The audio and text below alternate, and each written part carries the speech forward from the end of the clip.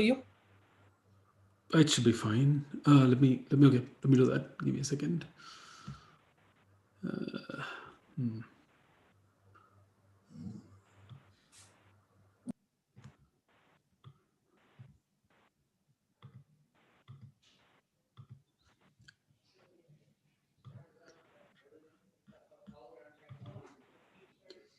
There we are. Maybe I'll go full screen here. Looks perfect. Excellent. Thank you. Should I stop sharing for now? Yes. Yes. Yeah. I'll do introduction. I'll do introduction and then hand over to you. Sounds good. I see KK there. Hello, KK. Hi, Jana. How are you doing? Good. It's wonderful to see you. Well, I don't see you right now, but it's wonderful to hear you. You can see me if you want, but why do you want to look at my ugly face? Don't say that. It's a wonderful face. It's been a while. You're doing well? Yes, yes. And you? Okay. Dalli, let me know when you want to start. I'll resume recording and we can start. Yeah, anytime you want, I'm ready. Okay, let me resume recording and we are live. Go ahead. Hi, this is Nalini Elkins, President of Industry Network Technology Council. Welcome to our third day of the Connections 2020. Today we're going to do the transport track, and we've got some really extraordinary people talking to us about the transport layer. We have Jana Iyengar, who is with Fastly. He used to be with Google. He'll be talking about QUIC. And then Dr. KK and Mohit will be talking to us about some of their work in ECN and various other measurements. So next foil, please. And without any ado, I'll get you going. You guys know the rules for audience participation. You've seen this probably for the third day. Use the Zoom Q&A if you want to. Use the chat window. And next foil. And there will be a social, the link available for you afterwards. For those of us for whom it's late, we may not stay, but for those of you for where it's daytime, then please feel free to stay and socialize. So next foil. Thank you to our sponsors, the Internet Society and Juniper Networks, who've supported us for all these years. And again this time. Next. Stay in touch, please. We are starting to get memberships for both INTC and signups for the IIESOC mailing list or WhatsApp group. We will be having lots more webinars next year. We're doing a number of projects, which we talked about with Aaron and APNIC. Stay in touch. We know, stay involved with us. Okay, next. So now we have Jana Iyengar, and he's going to be giving a quick introduction to QUIC. QUIC is really going to be transformative in many ways, and you'll hear Jana talk about it. It started off in at Google. There's been a lot of talk about why we need a new transport layer, but and as I say, Jana will really bring you up to date. He's one of them. He's just a very, very talented individual. He's a distinguished engineer at Fastly. And he has been building and deploying QUIC and HTTP3 for quite a while. And he'll tell you the difference between QUIC and HTTP3. He's an editor in the QUIC working group and chairs the IRTF Internet Congestion Control Research Group. And that impinges on KK's talk as well. Before Fastly, he was at Google, where he did quite a few things, including QUIC, BBR, and various other things. So let me stop talking and turn things over to Jana, and thank you so much for presenting. Thank you, Nalini.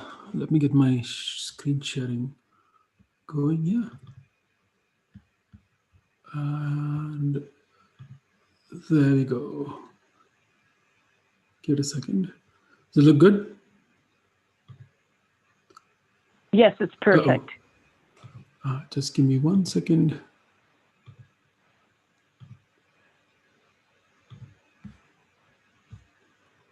Do we lose the screen share? No. We can see it. Okay, I've got it too. Okay, excellent.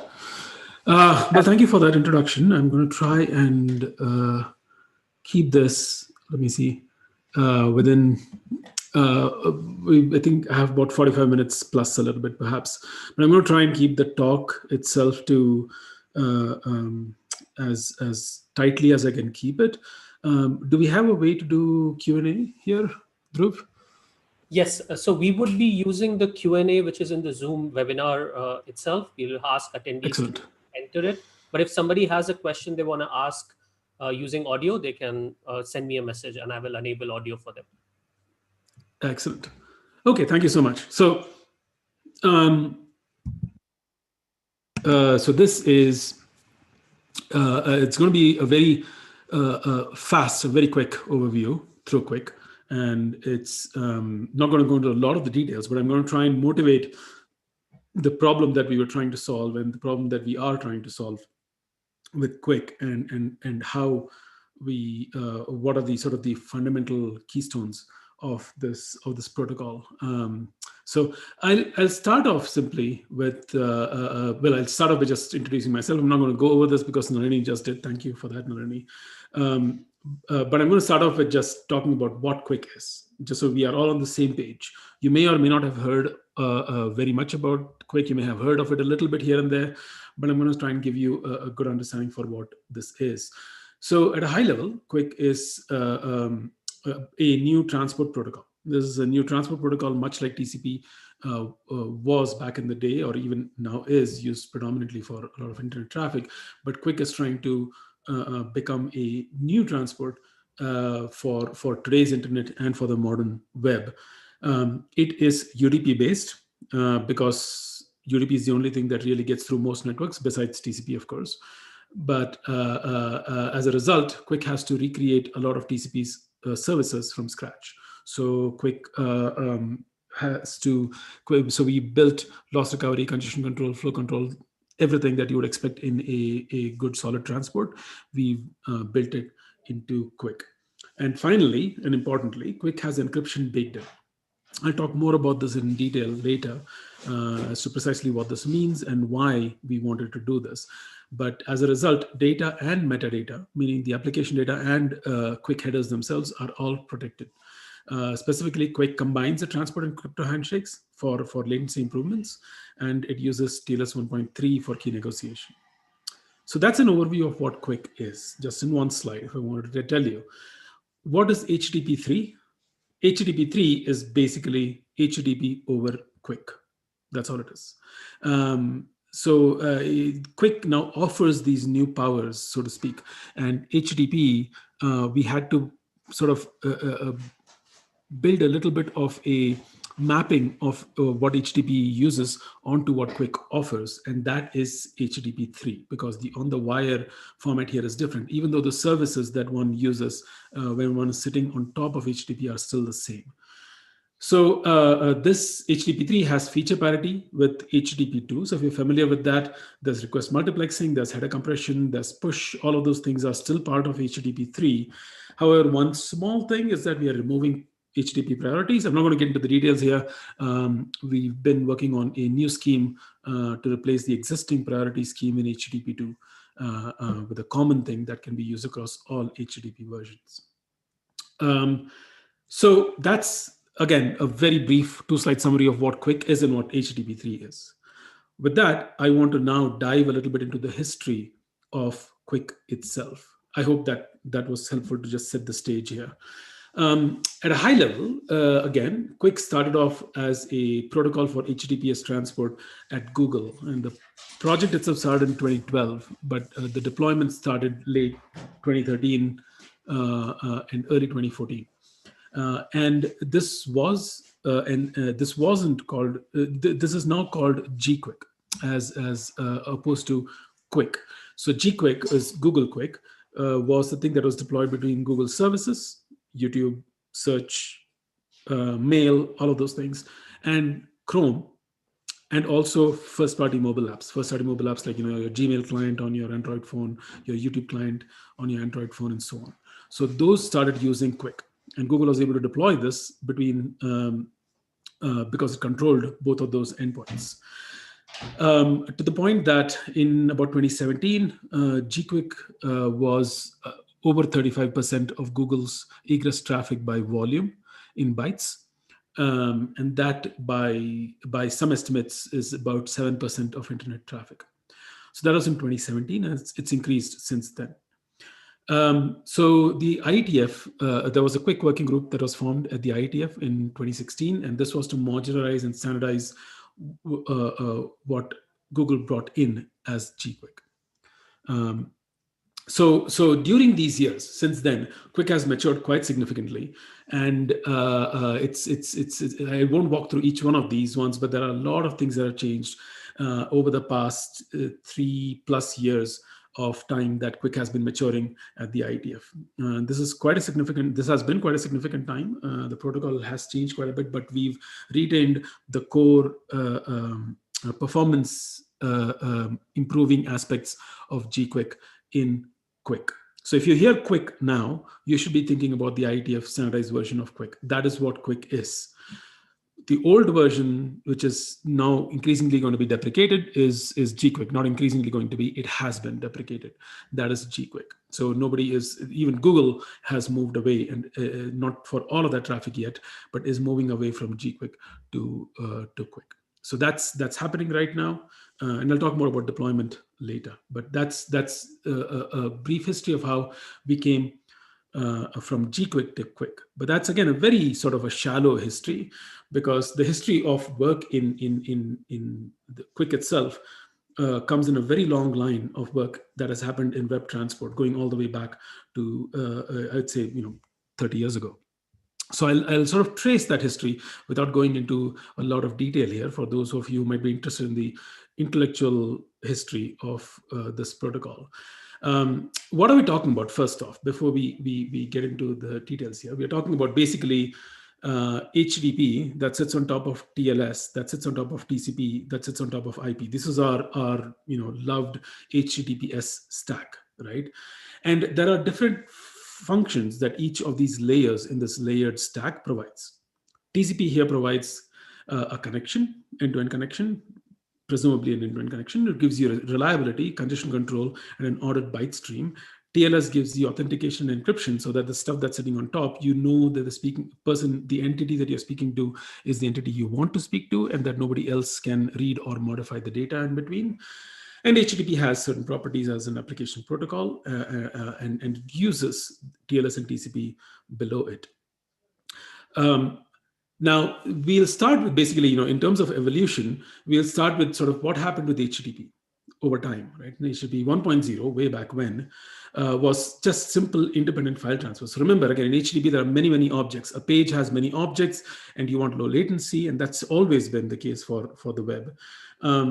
And with HTTP 1.0, each of these objects was an individual file transfer. Now, this had a lot of problems, which were then fixed in HTTP 1.1 through what is called connection persistence, and also pipelining, which never really took off, but persistence was super, super useful, and we relied on it quite a bit. So for a while, that was the case. Now, this is like, at this point, we're talking about 94, 95.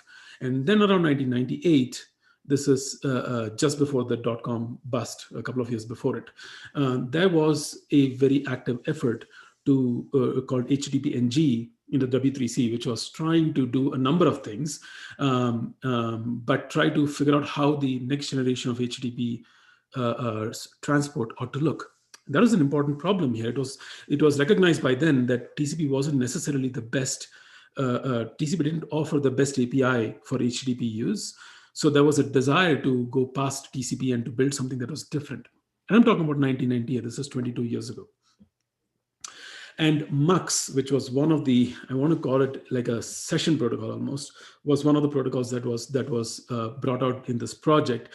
Importantly, there were a few things, a few aspects of MUX which are worth noting here. And these are basically all noted with they were all trying to fix the problems, the problem that HTTP required certain things that TCP wasn't well suited to provide. So this is a mismatch. TCP was a dominant protocol, so we just used it at the time. It wasn't necessarily the best one for HTTP. We knew it then. And we identified all the different problems in this particular match between HTTP and TCP. Again, I won't go into the details here of the protocol, but you're welcome to look at it later. It'll be in the slides. But at a high level, these issues were around handshake latency. Again, remember, latency was always important for the web. The fact that TCP did not have parallelism. TCP is a single sequence of bytes. So it serializes things. Parallelism is lost in TCP. The fact that you are unable to do scheduling across multiple objects going within a single TCP connection. You want to be able to cancel individual requests without having to cancel the entire connection. And the fact that you, if you end up using multiple connections, then you don't have shared congestion control. These are all just different issues. We've known this for a while. And the solution for this, which was MUX, was to have a protocol that would multiplex multiple lightweight HTTP transactions, basically HTTP objects, over one transport connection, and deploy some sort of scheduling control, some sort of buffer management, so that you could figure out which object to send when and at what, how to control that. So that was a great statement. And as it turns out, QUIC sort of has a similar viewpoint for the reason that, you know, since TCP hasn't changed that much since 1998, we still have the same problems. But we'll stop the HDB story there for a moment in 1998 with the HTTPNG thing, which I'll come back to in a moment. But we'll go to the transport story at this time. In TCP itself, there was a lot of movement through the 90s. TTCP was trying to eliminate handshake latency, especially for small objects. There was TCP session, which was a proposal to try, and you can see this in 98. There was a whole thesis Venkat Padmanabhan worked on how to make the transport better for HTTP. And this was, I would walk through each one. I'll just show each one of these. I won't walk through the particular features in each one of these. But then there was the congestion manager, which went specifically after trying to address the multiple congestion controllers problem, and also a bit of the scheduling problem. Then there was SCTP, which actually is an IETF standard. And I actually worked on trying to map HTTP onto SCTP at the time. But that didn't really fly very far. And at this point, transport evolution sort of died off. For those who've been in this space for a while, you might understand what happened here. And I'll reveal what happened. If you're an audience here, I would ask you, what do you think happened here? But I have an audience of 9 people here who can respond to me right now. But I'll just go on to say that what happened here was that the internet changed. Specifically, there was a rise of the middle in this, what we think of as an end-to-end network. So around in the 90s, the network started to change. What do I mean by started to change? Specifically, there were boxes that started to show up in the network that were neither routers nor were they endpoints, and they started to be intermediaries in connections between endpoints. There were firewalls, for example, or NATs or protocol accelerators and various things that started to pop up in the network. And these were what we call as, now we know them as middle boxes. This is a term that was coined by our colleague Li Zhang. And these are devices that basically read and modify what were traditionally end-to-end bits of information. So a client and a server were supposed to produce and consume these bits of information, but these middle boxes started to consume and to also change these bits of information. So NAT, for example, consumes the transport port number and also replaces it. And there are various other fields that are also replaced. This was a pretty significant blow to new protocols like HTTP because they simply couldn't see deployment in the wild because they had to first convince NATs that they had to play along with this new protocol. And that was an impossible task, remains an impossible task. So just a couple more slides on middle boxes, because this is kind of an important aspect of the internet now.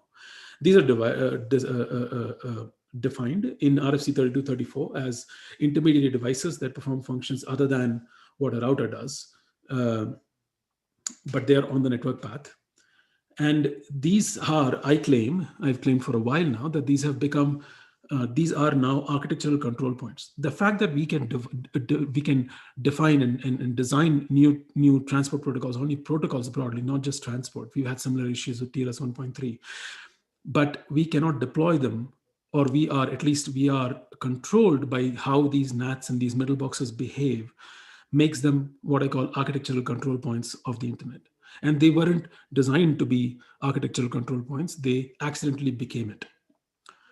This is an important aspect to keep in mind as you think about protocol design going into the future, even in a V6 world, by the way. So the transport story continues. There's a big gap of time during which very little happens because middle boxes have sort of thwarted our ability to come up with new transports and deploy them particularly. And there are more transports that are eventually designed. However, these transports are eventually designed with middle boxes in mind. They are designed to run on UDP or on something else. So we've accepted that that's the state of the internet. And again, those transports don't necessarily go very far because those are, SST was an academic publication. Minion was my work, which I'd done, and we did actually get it deployed, but then it's in a different state now. But then there were some efforts which were actually driven by the industry as well. And specifically TCP fast open, which was trying to again work on reducing handshake latency for TCP, and MPTCP, which were again changing things at the transport level. They were not changing things above, they're changing TCP itself. And as you might see, this was and remains, in my opinion, a fairly bold strategy in the world that we live in. Middle boxes still like to stomp on these things. TCP fast open has had so much trouble getting deployed over the past 10 years that you still don't see wide deployment of it. MPTCP has gotten deployed in very select corners of the internet where for example, Apple has deployed it in its platforms and in Siri, but it's still sort of rough to, it's not seen super wide deployment, in part because middle boxes still stomp on those options that are used for these transport modifications. So that's sort of where the transport story ends there. And again, remember with the HTTP story, I had left us at HTTPNG in 1998, but the .com bust and various other things simply meant that work in the space kind of died away. And for a while, it was dead until Speedy started to happen in the I want to say, about 10 years ago. So if you're not familiar with Speedy, this is at a high level. It was a Google effort to try and make the web faster. The idea here was to put a session layer effectively underneath HTTP and above TLS. And the session layer would do things like compression and would try and multiplex multiple HTTP objects over a single connection specifically. This was the original architecture. It did a whole bunch of different things that we wanted out of a transport. But because we couldn't change the transport underneath, TCP was still dominant, we tried to do this above the transport. And that eventually became HTTP2. And this is what is HTTP2. So HTTP2 is effectively what Speedy was.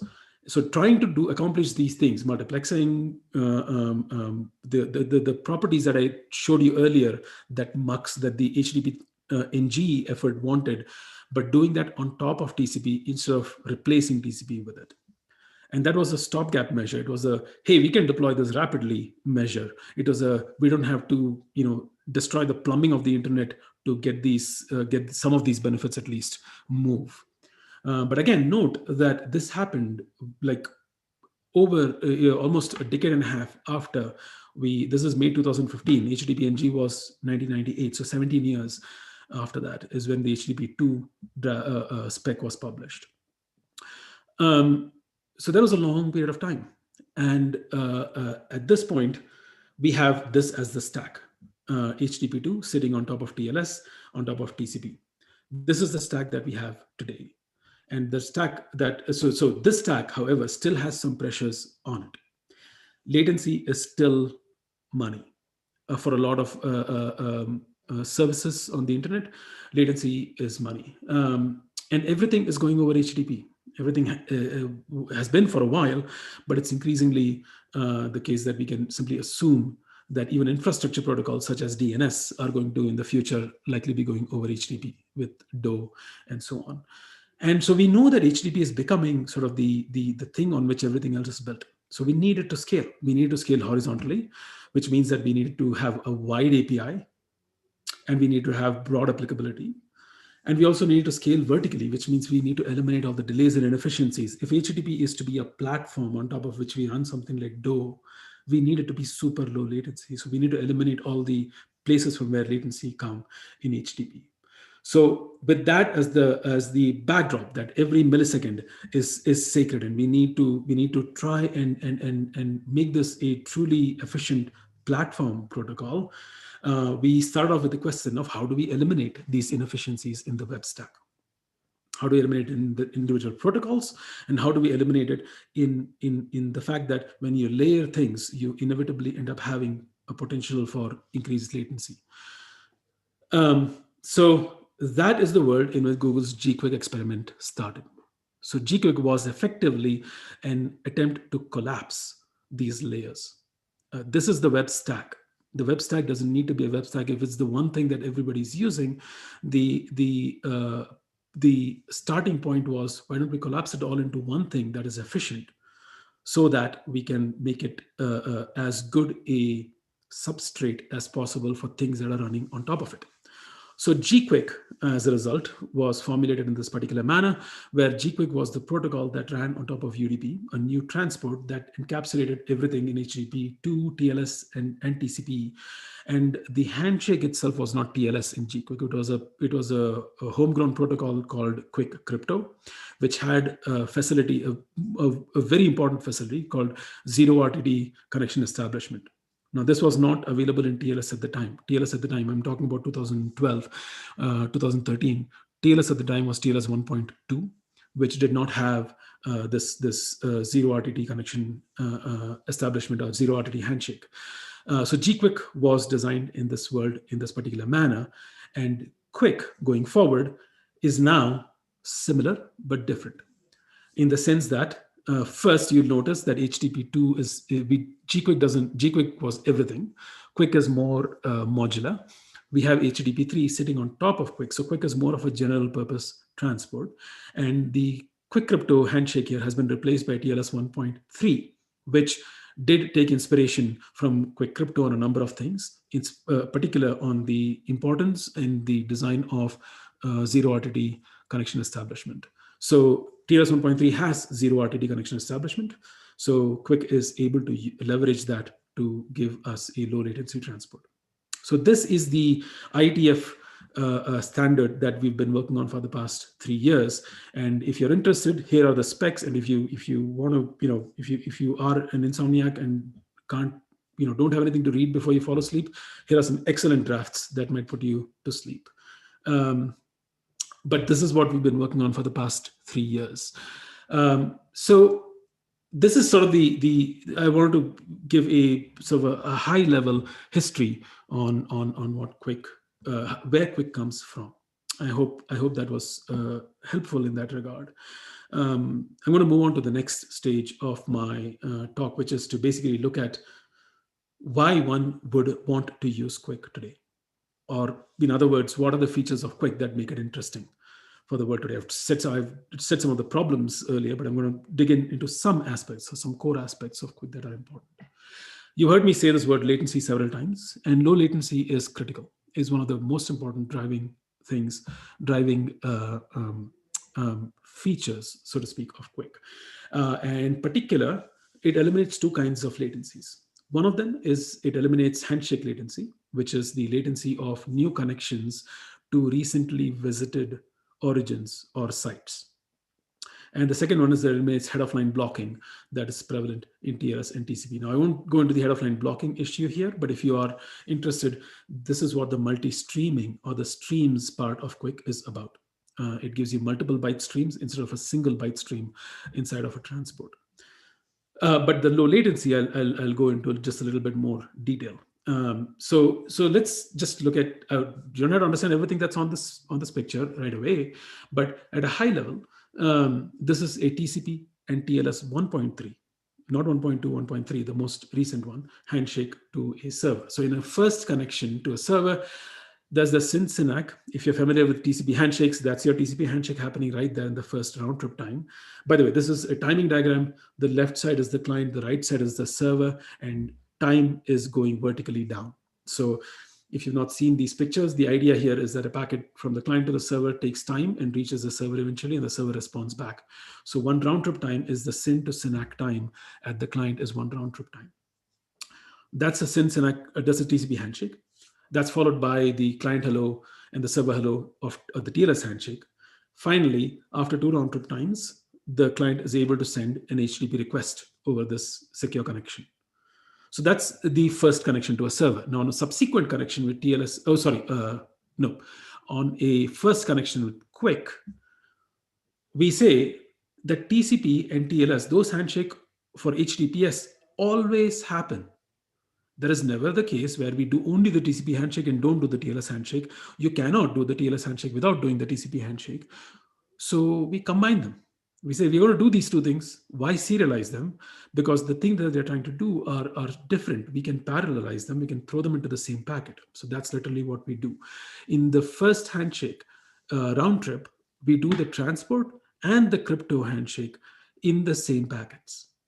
So the first handshake goes and says, hey, by the way, I'm the client, and this is my IP address. And by the way, here's also my TLS client hello that you could kick off your crypto handshake with. And the server then says, okay, I see you. And also here's my server hello, by the way.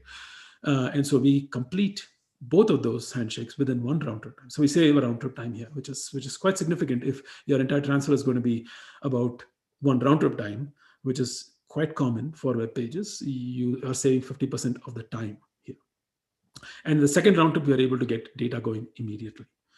Now, on a subsequent connection to the same server with TCP and TLS 1.3, again, we have to do the first round trip of TCP handshake. Remember TCP fast open? I just mentioned the TCP fast open extension that hasn't seen wide deployment, that would have done away with this particular handshake round trip. But because it's not seen wide deployment, we still have to live with this handshake round trip.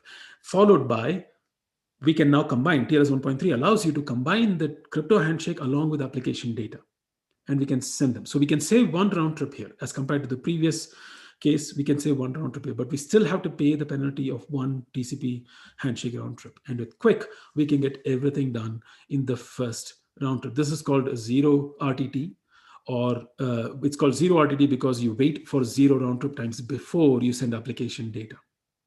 It really is sending data in the first RTT, but zero RTT is catchier. So that's obviously what we're going to do. So this is zero RTT handshake for QUIC. So that's what I mean by low latency handshake. Your application data can flow immediately on a not the first connection to a server. Now imagine the value of this for something like DNS, which has exactly one packet request. If you want a transport connection to the server, you have to pay the penalty of setting up a connection and then sending this one packet and receiving this one packet. Now with QUIC, you can do all of that in literally one round trip time, which is huge. Because with DNS, again, it's an infrastructure protocol. You reduce latency by 50% here. So that's the latency aspect of it. Now, this is the part I enjoy the most, talking about encrypted connections. And this is a second facility or feature of QUIC. We basically started off with encryption and privacy as being absolutely fundamental. And I'll talk about why. with QUIC, your connections are protected from tamper and from disruption, meaning that a middle box cannot simply introduce a reset packet and cause your connection to shut down. That's kind of an important protection. And most of the headers are not even visible to anybody but the two endpoints that are in the connection. So I'm going to talk about this particular aspect of why encrypted transport is important here. So let's first just take a look at what the HTTP with TLS over TCP header looks like. Again, you don't have to know all the fields here, but high level, this starts at the top with TCP header, source port, destination port, sequence number, ACK number, flags, etc., and goes into type, version, length. All those things are TLS information, followed by HTTP headers and payload. So you would imagine that what you really want to protect is the HTTP headers and payload, right? Because TLS, some of it is visible. You can't tamper with it because there's a signature at the end that has to match. If you're tampered with it, those signatures won't match, etc. The TCP handshake is completely unprotected, which is in fact how our internet works these days. If you imagine that your TCP connection is going to end, that's a joke. It almost never does. Your TCP connections are routinely terminated in the middle somewhere. But that's completely unprotected. We don't do anything about that. So this ought to be good, right? Well, not right. There's a paper recently, a few years ago, which pointed out that they could build these folks built a system which could report the exact video that was being watched on Netflix by simply looking at the TCP IP headers. Now, this is actually a peculiar property of Netflix, I must say. Not a peculiar property of Netflix. It's the fact that Netflix has a limited database that you can actually and adaptive bitrate video being what it is, and this is, anyways, this is particular. But the interesting thing is that these researchers could use metadata to figure out what content was being watched by somebody, and that's impressive. Leakage through the side channel. So it's a side channel attack, but it is an impressively open side channel. So our goal with QUIC was to protect as much of this metadata as we could. So with a QUIC header, in the common case, your packets look like this. First, you can see they're smaller. The header is a bit smaller, but not really. It's a bit of a trick here. But they're smaller. The important thing here is that, oops, sorry, wrong button, that almost all of the header is protected. The only thing that's visible up there is the UDP header, which we cannot do anything about because it sits under QUIC, and we want to allow middle boxes to do what they do, because if we don't, we just won't get deployed on the internet. But we protect almost all of the headers. The second reason why we wanted to encrypt everything, before I talk about exactly why, I want to give you a small anecdote. So this was during while I was at Google. So this is about 5 years ago, I want to say. And GQuick had been deployed quite widely at that time. And there was a lot of traffic that was GQuick at the time. What we had was that in this protocol, the first byte of GQuick, this is not how it is in IETF QUIC, but the first byte of GQuick was an unprotected field, a byte called flags. This was unencrypted, and this was sort of the thing that you would look at to go, oh, how do I decrypt the rest of the packet, basically. And so we just left it open. We didn't think too much about it. And it had been, the value of this byte had been 7 for various reasons, for the order of a year or more. It had been this. And we one day said, hey, we need to deploy this new feature, which we wanted to have as for example, a connection ID length. We want to increase the size of some fields in the encrypted portion of this header, and we wanted to use 1 bit in the unencrypted flags to indicate that this had happened in the packet. So we wanted to use a bit here, which meant that we flipped one of the 0 bits to 1. Right? And that's what flags are for. That's what you do with flags. This we deploy onto the internet, and we get a sudden, one morning I walk into the office and we have a P0 issue that users cannot reach any Google property using Chrome.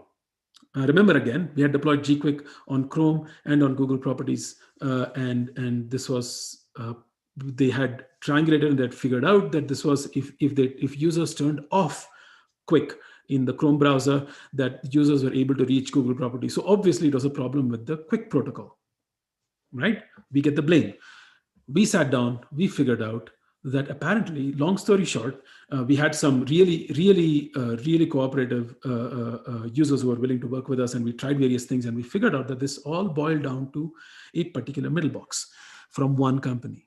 And this, we found out that what had happened was that this middle box was a firewall, which was allowing the first packet to flow for an unknown protocol in both directions.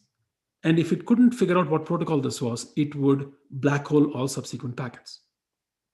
Now, why would that suddenly happen? It happened because this firewall manufacturer had basically built a QUIC detector. And the QUIC detector failed when we flipped the bit. Why did the QUIC detector fail? They had turned it on. So it's either fully blocking or it's going to allow everything through. But in this particular peculiar case where it didn't know what protocol it was, it would allow the first packet and then black hole. This was particularly bad for Chrome because Chrome used that first packet to detect if QUIC was reachable. It would rate Chrome even now, races QUIC connections or TCP connections. And the first packet gets through, it says, okay, everything is great. I'm going to use QUIC. And if the first packet doesn't get through, the handshake doesn't happen, it falls back to TCP. This particular firewall destroyed that feature in Chrome where the first packet would get through and Chrome would commit to using QUIC, and now it would black hole everything after that. So again, why did this particular middle box or this firewall, first they had built a QUIC detector. We didn't even know that there were middle boxes that were doing QUIC detectors in the wild. And why did it fail? We found, after a lot of digging, we talked to the team that actually built this particular piece of code. And they said that the way they had built the QUIC detector was they basically stuck a probe in the wire, used Wireshark, and they noticed that for all QUIC packets, the first byte was always 7. So guess what their QUIC detector was? And this is the problem that we are up against. Now, these people told us, hey, the next time you flip a bit, can you please tell us? And we're like, no, that's the whole point. We're not going to tell you every time we make a change in the protocol. We can't tell all firewall vendors in the world what the first byte is supposed to be. But that's the problem. And we realized this was already something we had known, but this became so apparent to us and became a matter of whether this protocol and whether we could deploy anything new or not was fundamentally tied to anything that we exposed on the network. And we come back to this maxim that is an age-old maxim, not a new one, that the ultimate defense of anything that is end-to-end is end-to-end encryption. So the second reason why we want to, and probably the most important reason why we want to encrypt everything in QUIC, is because we want to protect the protocol itself, the evolvability of the protocol itself. For protecting it, we have to enforce that nobody can read or modify the bits that are in the network. So that's the encrypted transport aspect of this. And finally, we have basically resilient connections. This is just better connections that are stronger loss recovery. QUIC's, all the data that we have on QUIC suggests that QUIC basically performs much better than TCP, especially over poor networks.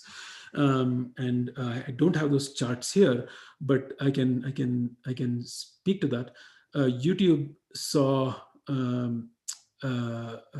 improvement in its metrics when using QUIC across the board, but when we dug into the data and looked at data divided by geos, it was very interesting, specifically that the improvement was in the single digits in the US and in places like Korea and Japan, where the network is phenomenally good. You see some improvement, but not very much. In places like the US, where the network is, you have longer round trip times to servers and you have slightly higher retransmission rates and loss rates, you see more improvement. It's when you get to places like India, where our median retransmission rates are quite high, are several percentages for TCP. That's in that place. In India in particular, YouTube saw an improvement of about 22% in its rebuffer rates. And that is insanely high. So the fact that QUIC was particularly helpful where the network was particularly bad was the most important aspect, I think, for us to get it in places where the network was bad. In fact, in India, we noticed that the YouTube watch time had increased overall, meaning that people who wanted to watch video but couldn't were now able to and were therefore watching. This just means that you have people who had given up on access now had access. That's kind of an important outcome, I think.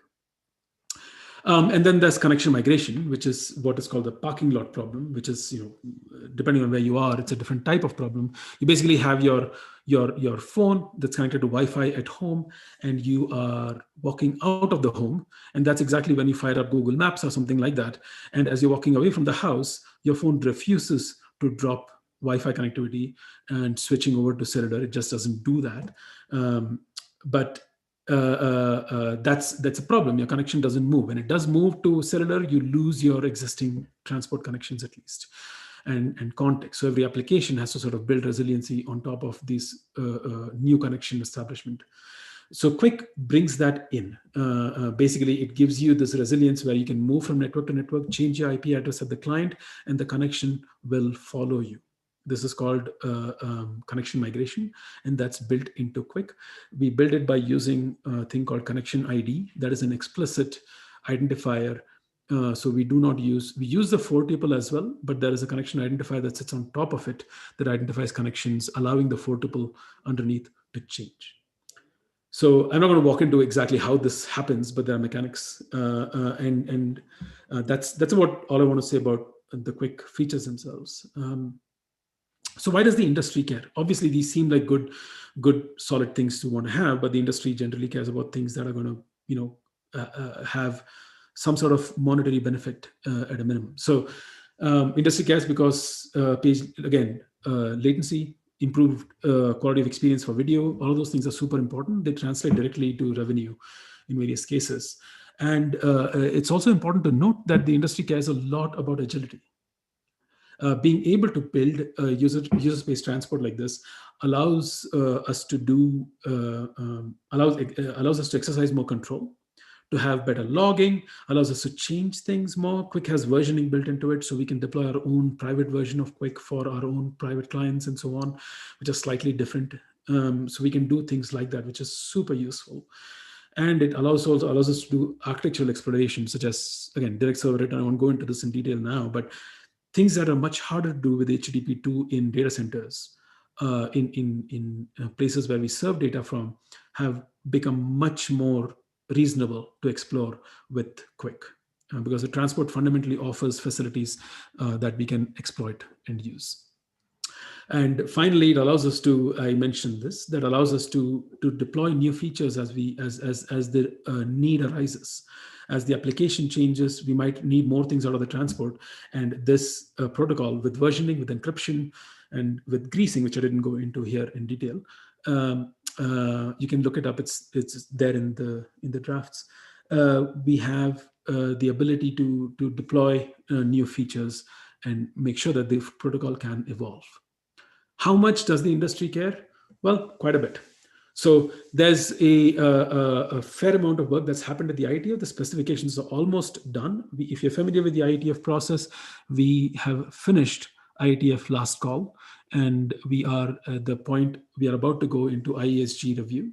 So we are hoping to have drafts published in the first quarter or first quarter of 2021.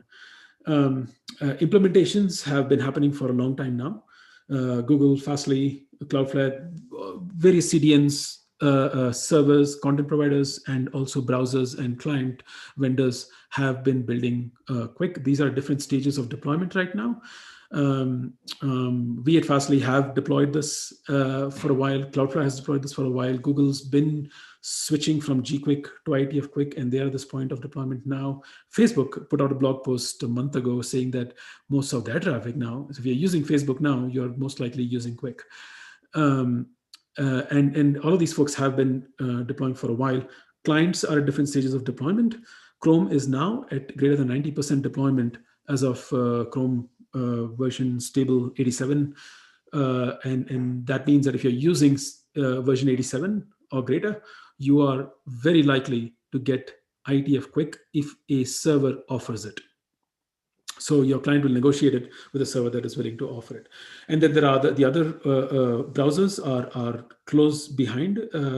Safari and iOS, macOS are offering QUIC and HTTP3 as opt-in features right now on their platforms. And hopefully soon enough, they'll start becoming increasingly more default use. So we're expecting a lot to happen in 2021. Expect that if you have probes in the network, they will see a lot more QUIC in 2021. So yeah, stay tuned. That's about all I've got. I think I'm doing okay on time here.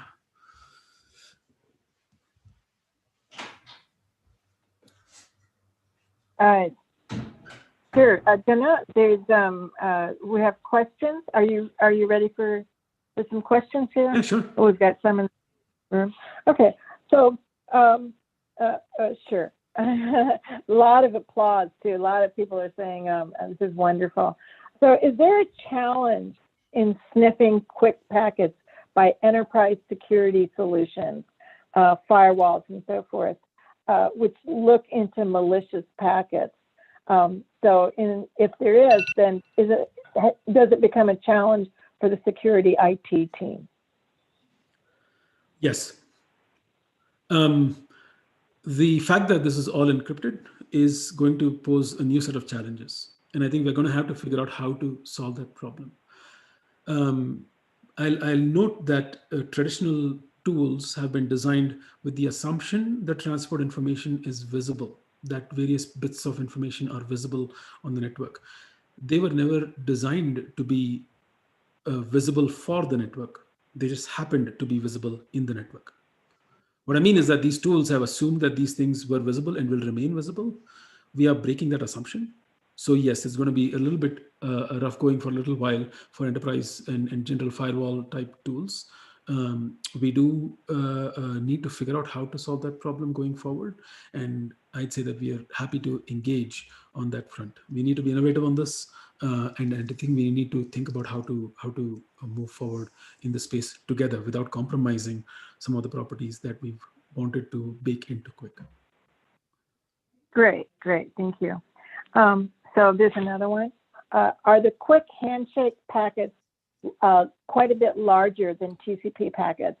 And if they are, we must be relying on having a much lower bit error rate than 20 years ago. Otherwise, the risk of packet damage with a large packet would be unacceptably high. Is this correct? I mean, we've always had the TCP checksum. We could never live with bit errors in the network. The fact that they happen, so I'd say that there are independent questions here. One of them is the handshake packet larger? It probably is, but that's larger because it has both the QUIC and the TLS handshakes together. Then you would have to really think about this. The comparison here would be TLS and TCP, not just TCP handshake, but TCP and the TLS handshake together. At that time, I think it becomes comparable. Even though it's a slightly bigger handshake packet, it's still comparable. Separately, we never relied on bit error rate being super low. We had protections against it. We at least could detect it. We didn't build in FEC or correction mechanisms because they weren't high enough for us to have to bake those in. But transports have always thrown away packets that fail checksums, and we've always been wary of packets that might pass the checksum but might have bit errors in them. So we can't handle bit error rate being high even now, even then and even now. Great. So does MPTCP or doesn't MPTCP also solve the connection migration / parking lot problem? It does. The problem, though, as I was pointing out earlier, is in fact that's exactly how Siri on Apple is using it, and also Apple Music uses it for other reasons. But yes, it does solve that problem. However, the problem, as I was pointing out, is that you deploying this is still a challenge. It's a lot of work to deploy something in the Linux kernel for one particular feature. Our goal here was to provide a platform, like create effectively a platform on which now we can build more features. Once the platform is deployed, deploying the features is easier. But yes, MBTCP certainly solves that problem. If you want to solve it in TCP, then it solves that problem. Great. Drew, what time should we stop? Because do we have till the half hour? Because I've got quite a few more questions. No, I think you can go ahead. These questions are pretty good. Let's finish them off pretty quickly. But yeah, Jana, just keep the answers a little shorter if possible. Will do. Yeah. So, yeah. How are we going to use QUIC for, well, how are we going to use QUIC in IoT for communication? And if so, how much overhead does it create? It's a good question. I think there are some people who have spoken to already who are thinking about this problem. It's not clear to me, but it's definitely a possibility going forward. Okay. This is an interesting one. Okay, let me rephrase it a little bit. So QUIC is connection oriented. Doesn't UDP pose a problem because it's connectionless? Well, I'll pose this as a question back to you. TCP is connection oriented and IP is connectionless. TCP sits on top of IP in the same way QUIC sits on top of UDP. Okay. Does QUIC support full IP QUIC roaming on both sides or only on one side? That would be similar to the MOS shell. At the moment, it supports it only on the client side, but a lot of people are interested in expanding it to both sides, especially for peer-to-peer use. It does support a very brief amount of migration right at the beginning at the server side through an option called server preferred address, where a server can say, hey, by the way, speak to me on this address, just at the beginning of the connection. But at the moment, it is single-sided, but the mechanisms we've built ought to be able to expand them to do both sides. We just have to think about that carefully. Sure. Now, there's one from one of the panelists. Is there anything new on the spin bit? And maybe you can explain a little bit about what the spin bit provides. Sure. So the spin bit itself is basically, as the first question here noted, and the fact that none of these headers are visible anymore, including sequence numbers and ACK numbers. This makes it impossible for a network operator, for example, to do inline measurements using traffic that's flowing through the network. So in TCP, an operator could say, oh, I see the SYN going by, and now I see the SYN-ACK going by, so I know what the round trip to that endpoint is. With QUIC, you can't really know that because the packets are all encrypted, the metadata is all encrypted. So as a result, operators who used to rely on some measurements for doing various decision-making do not have access to this information anymore with QUIC. The spin bit is an explicit bit that is set with the intent of explicitly making these RTT measurements available to operators.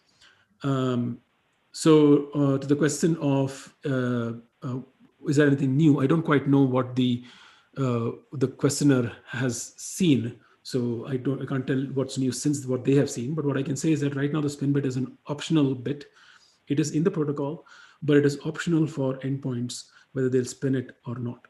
And I can say, based on my understanding and my knowledge of the people deploying this, that there's some people who are interested in spinning the bit, meaning that turning the option on, so to speak, playing along, but most of them are not interested in actually exposing this bit. This goes back to the first question of how do we live in this new encrypted protocol world?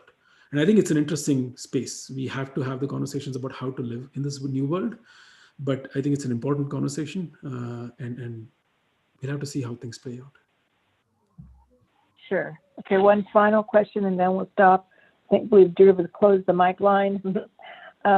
There's more of a comment than anything else. It seems like this would be very useful in zero trust networks. Any experience in that? I can't answer that off the top of my head. No experience as such. Right now this is built with TLS specifically in mind. So I should admit to not knowing precisely what zero trust networks mean here. It's my Is this? Maybe we I should take that. take this offline. Yeah, I'm happy to take Yeah, this yeah. offline and answer it offline. It's a big question, the whole zero trust network thing, and yeah. Thank you so much, Jana. This is really, really excellent, and I know that people appreciate it, and a lot of people I know will download it, and you know, when we send it out to folks who weren't able to be here live. So thank you so much. Thank you. So let's move on now to this is a two-part session about congestion control with Dr. Ramakrishnan and Mohit Tahiliani. So let me give you a little introduction to them. Dr. Ramakrishnan is with UC California, Riverside. Before that, he was a distinguished member of the staff at AT&T Labs, and he's been at DEC. He's also an ACM fellow, an IEEE fellow, and AT&T fellow. He's published in nearly 300 papers and has 103 patents issued in his name. We are so honored to have him. He got his MTech from the Indian Institute of Science, and master's and PhD from University of Maryland, College Park. And as I say, we're so honored to have him. And then next we have Mohit Tahiliani. Mohit is a professor at the NITK in Mangalore. He's also a member of the advisory board of the NS3 consortium. He works on, he develops products, he works on TCP optimizations, Linux Q disciplines, lots and lots of stuff having to do with ECN, congestion control, and so forth. And I am looking very forward to hearing from you guys. So thank you so much. And I guess Professor KK, will you be taking over now then? Thank you. I will do that. Thanks.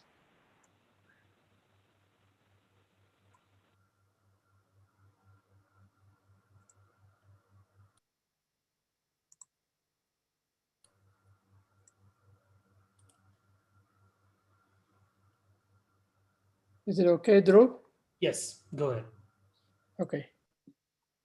So I think we are going back to old times in this rather than looking forward as what Jana did. So we're looking at congestion control. That's been something that people have been working on for decades now. And there's a reason that we are looking at this again at this point, and primarily because there is a lot of work going on in the IETF, in industry, in academia and research, looking at congestion control for a number of different reasons, more than anything else, because of the nature of the environments that dominate us now, which has to do with data centers, and the use of different mechanisms for doing congestion control. Actually, when I said different, it's going back to what we started in the very early days of looking at loss versus in-network feedback versus delay, that were the base capabilities that people have worked on for ages. So Mohit and I want to revisit that, and I'll probably go give a little bit of a historical perspective and try and give you sort of what are the fundamental aspects related to congestion control. This might be a little bit more of a deep dive rather than a high-level presentation.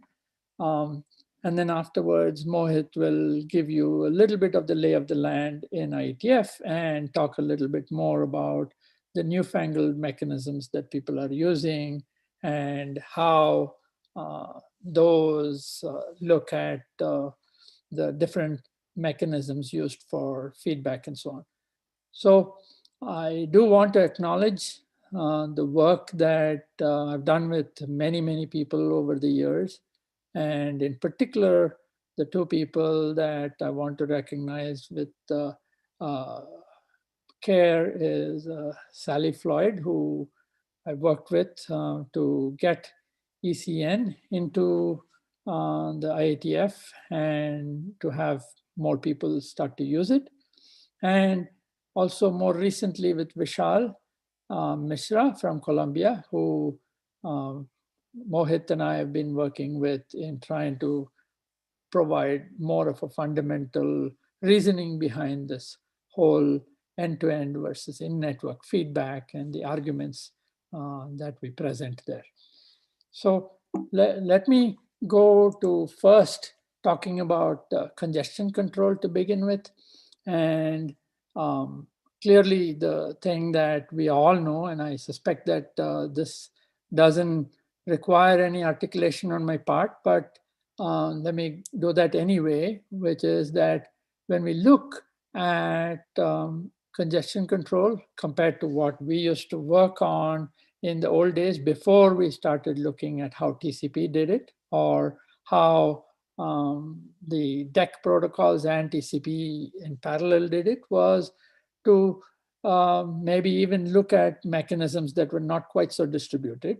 And we've come to accept that what we need now is flows that are seeking their available capacity without really having any global knowledge.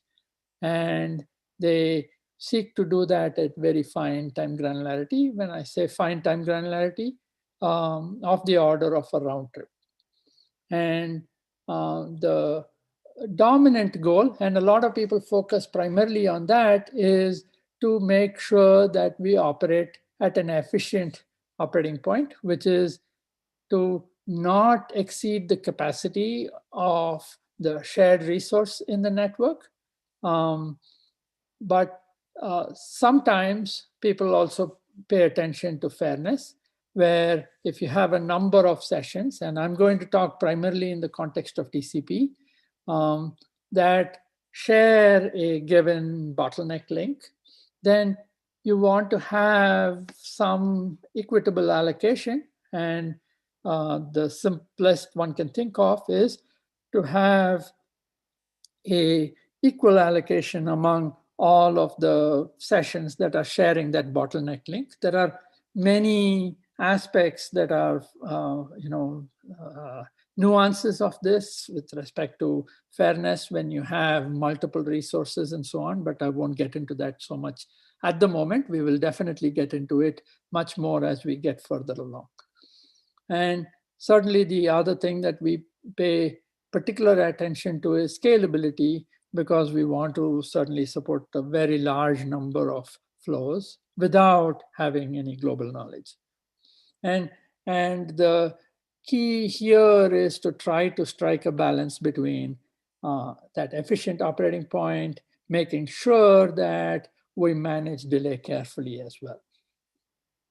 So I suspect that you folks have seen something like this as a way of arguing about where you want the operating point to be.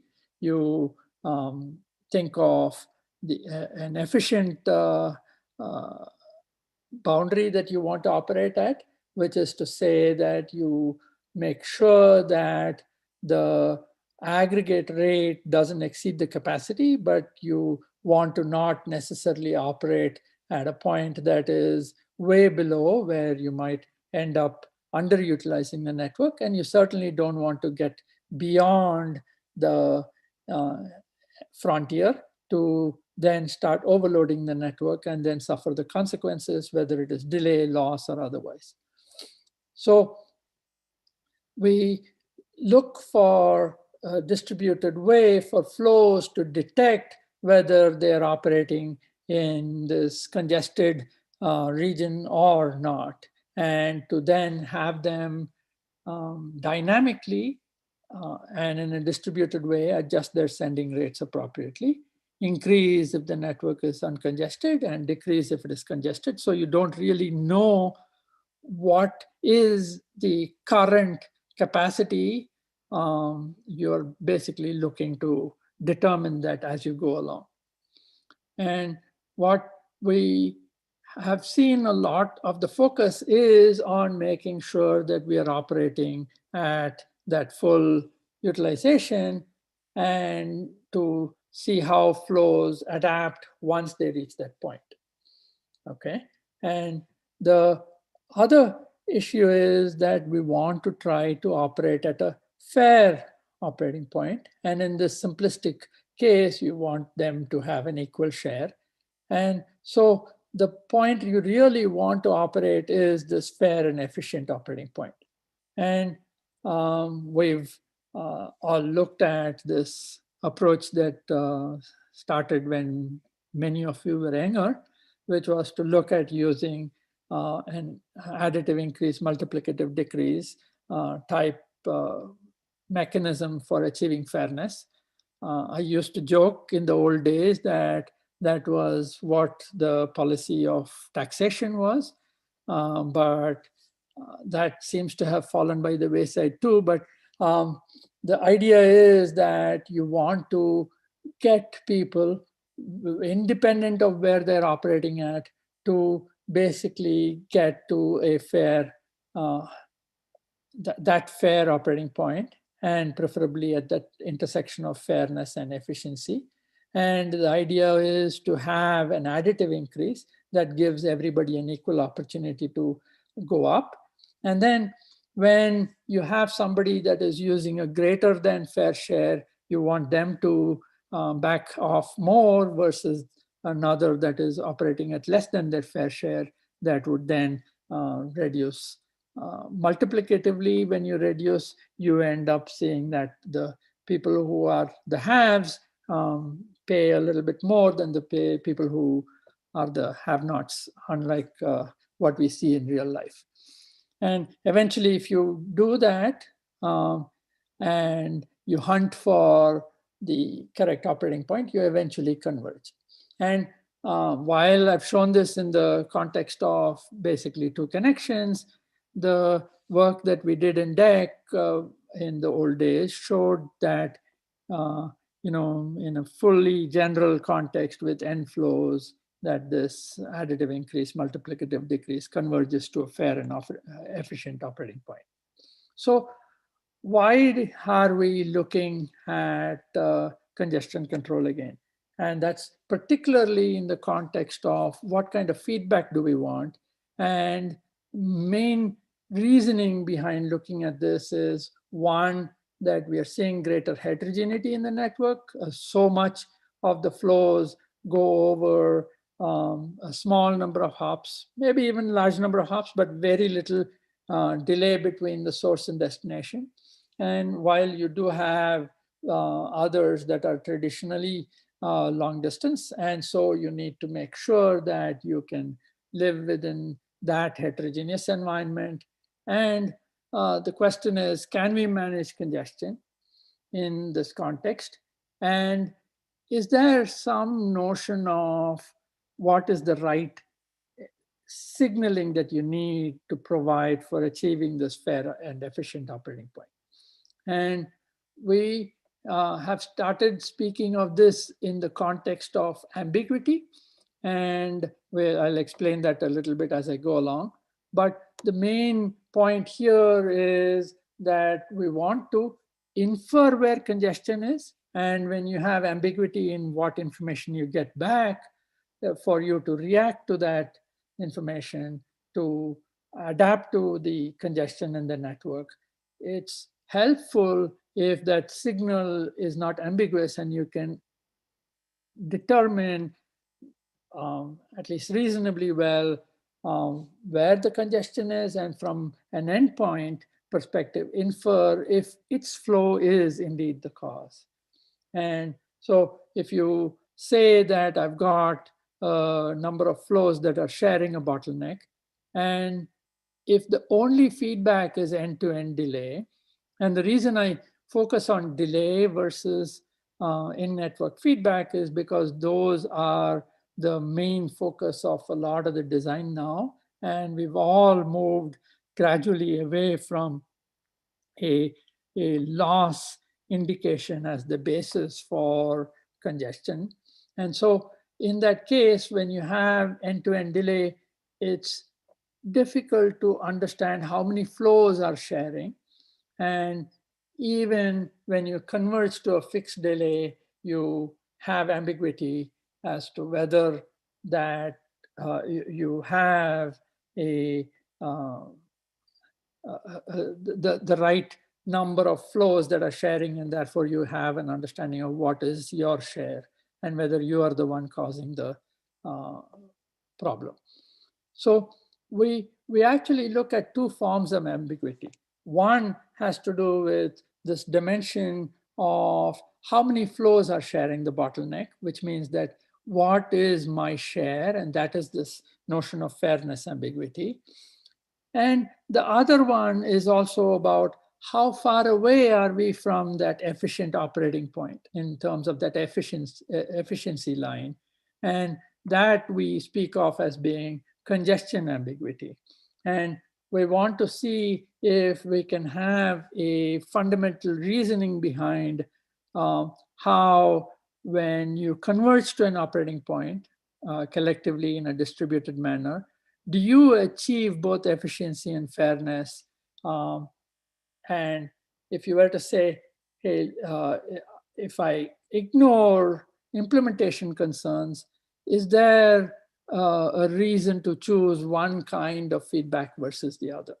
And broadly speaking, these two forms of feedback are, one, to have an end-to-end implicit signaling, basically the endpoints observing delay and using that to infer congestion. And I'm going to set aside loss for the moment. And the reason I set that aside is that I think a lot of us have come to a reasonable level of acceptance that waiting for packet losses to infer congestion is wasteful, and it would be preferable that we don't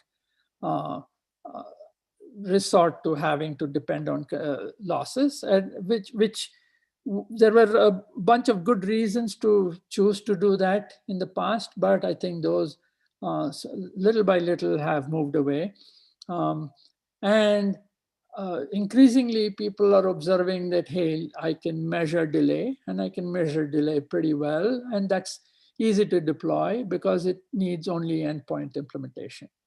And there's enough advances over the years to be able to get pretty accurate measurement of delay, and especially in the data center context, where these delays are pretty small. And that is certainly a great deal of advantage when you have feedback delay that is very small, because you can instantaneously react, and that can actually help you to hide a lot of sins. Accurate measurement also implies basically that you've got very high quality, rich, multi-level feedback that your congestion control algorithm can operate on. On the other hand, when you look at network assisting to provide you explicit signaling, then that has always been a challenge, and that is the reason that it's taken so many years to begin to see widespread adoption of a ECN-like feedback signaling support, because you need both the network and the endpoints to support.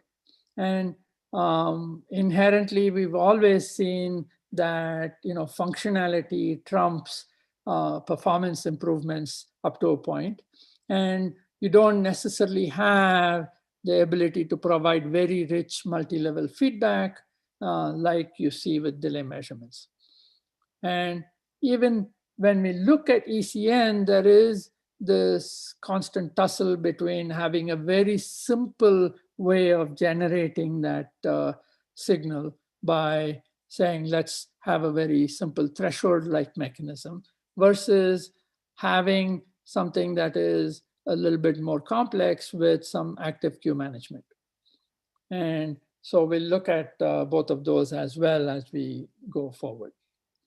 I want to go back to why we see ECN being specified the way that we currently see it in the internet. Not what you see with DCTCP for the moment, I'll get to that in a moment, but what we've seen with how ECN works with RFC 3168 that has been around for now almost 20 years. So routers basically provide an indication of congestion as it progresses by marking packets. And when you have an average queue that exceeds the threshold using some kind of AQM, so it's not a simple threshold, then routers probabilistically set a congestion experience bit, and then packets where the transport indicates that it is capable of adapting to a congestion notification, then you have this information fed back. So in the process, what we see is that we can reduce packet losses, and that those would be infrequent and not necessarily because of congestion, and queuing delay would also be better behaved. So on the transport end, we look to make sure that both sides agree with some kind of a negotiation up front, and then have this ECT bit that is set on transmitted packets so that you can then say, I'm going to mark rather than losing packets. And the echo in the acknowledgement conveys the information back to the sender. And when sender gets this acknowledgement bit, we treated it just as if congestion loss was detected, and that is primarily driven by backwards compatibility, and to have the same kind of reaction as we did when we encountered packet loss.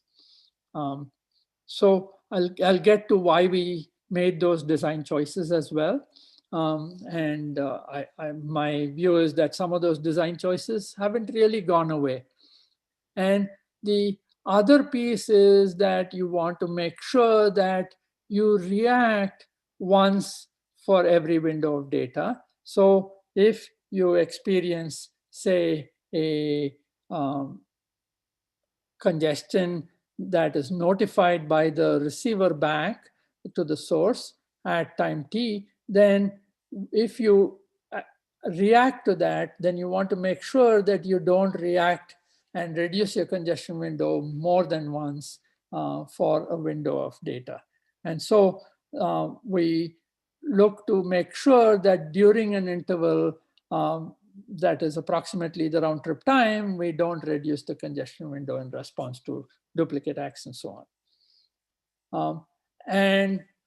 The last piece that we wanted to make sure we had was the robustness to losing an ACK. So if a TCP receiver, in response to receiving a packet with the congestion experience bit set, it sets the ECN echo bit, feeding back that information to the source, indicating that the congestion window needs to be reduced, right? Until the TCP sender indicates that it has in fact reacted, and that reaction was indicated using a congestion window reduced bit. And so after you receive this ECN echo, when you reduce the congestion, then after that you set the CWR bit. So in the process for just conveying this one bit, you end up seeing a number of bits in the transport header being exchanged back and forth, and that eats up some of the bits that people constantly want to use for many other reasons as well. And when Mohit talks about the current activity in the standards world, some of this might become relevant. So why did we choose to design ECN in this way? Clearly, everybody would like to have low complexity implementations in routers, especially, and also in end systems. But we were driven a lot by backwards compatibility, in that end systems will continue to exist that don't use or recognize ECN, especially in 1999. That was clearly the case, and it probably still is. And routers also exist that do not understand ECN marking. That my personal view is that's not as common now, but it's a matter of enabling it or not. But the dominant reason for us to bring this into the internet and make sure that it has the right incentives is that, one, not only do we want to improve individual performance, but we want to make sure that overall our performance improves.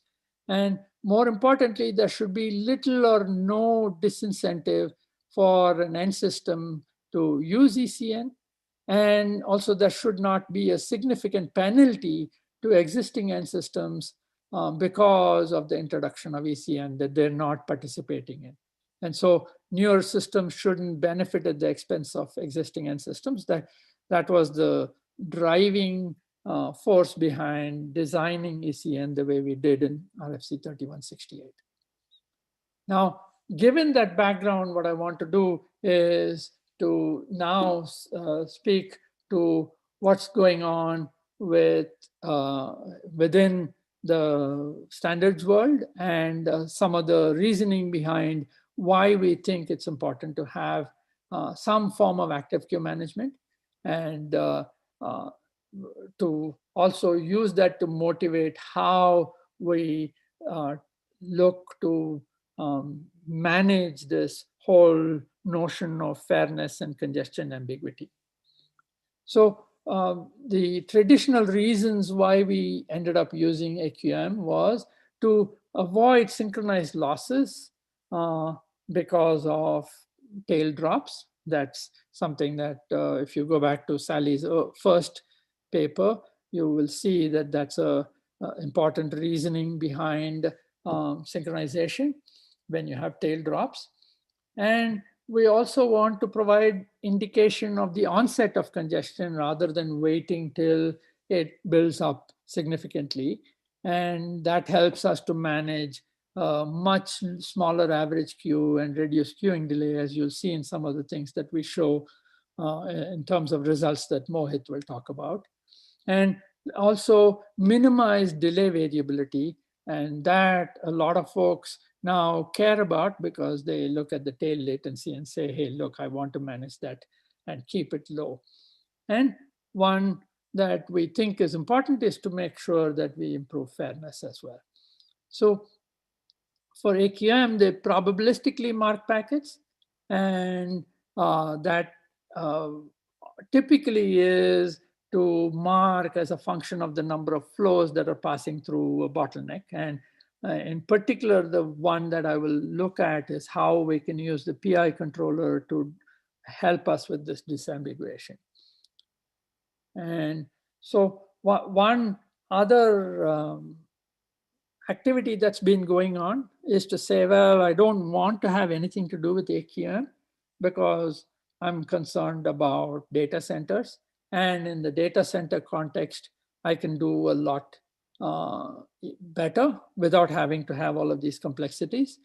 And so I tend to agree that in the data center context with DCTCP, which was originally published in SIGCOMM in 2010 when I was a PC chair, and it was held in Delhi, the one and only time that SIGCOMM had come to India so far, where in this context where they focused on primarily having TCP customized for having good performance within the data center, they react to feedback in proportion to the extent of congestion, not just its presence.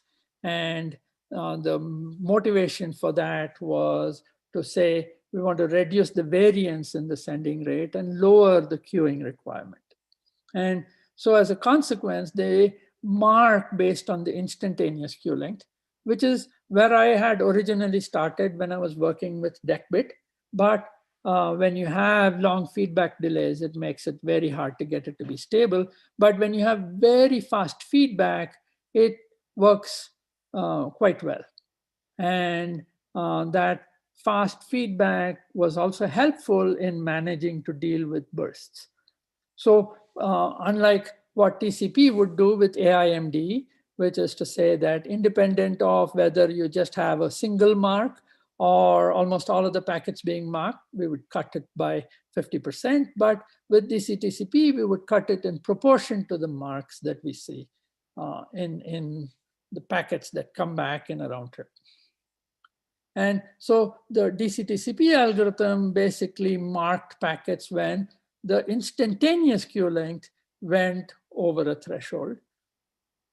And that was fine when you are looking at very short feedback delays.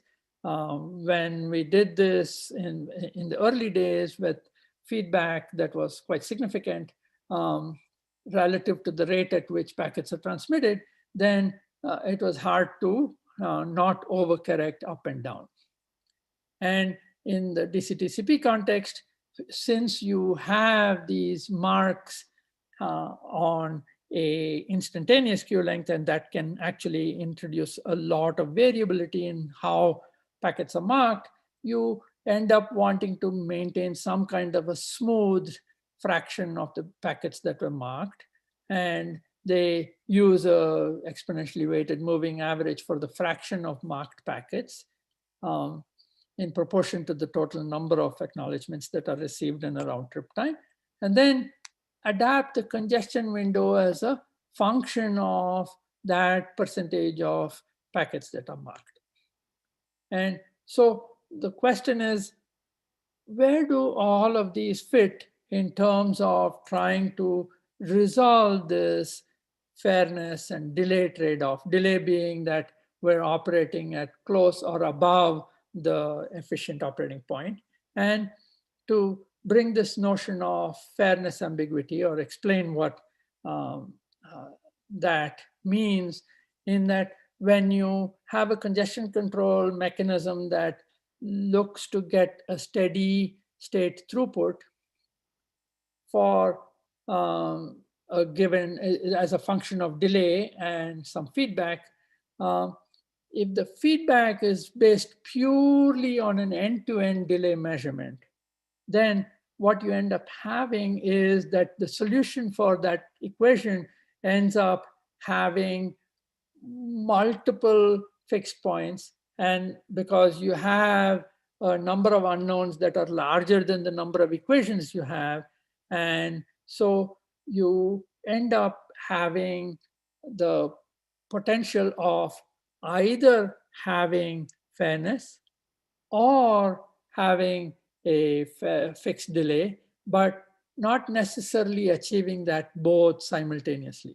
And this is the basis for the collaboration that we started with Vishal to say, look, there is this fundamental ambiguity that you have, that without the network participating in providing you that feedback information, flows really don't have information on who else is sharing the bottleneck. And the consequence of that is that even though you might be operating at a desired delay in terms of what you measure and operate at that point, you still will end up potentially being at an unfair operating point. And you would not know that, that you're the cause of that unfairness. The other aspect has to do with ambiguity in terms of congestion. And I don't want to overwhelm you in the context of this sort of complex scenario, but the main idea behind this is to say that, look, if you have diverse round trip delays, and Mohit will talk a little bit about the fact that, you know, we've traditionally had a great deal of sensitivity to round trip times in the mechanisms that we have for congestion control. And in the context of a data center like environment that also has flows that go over a wide area, you have a significant amount of diversity both in the link capacities as well as in the delays that you experience for flows that are inside the data center versus those that transit the data center and go out in the wide area. And the consequence of that is that you have this issue of how do you disambiguate which are the congestion points? And what is the consequence of that?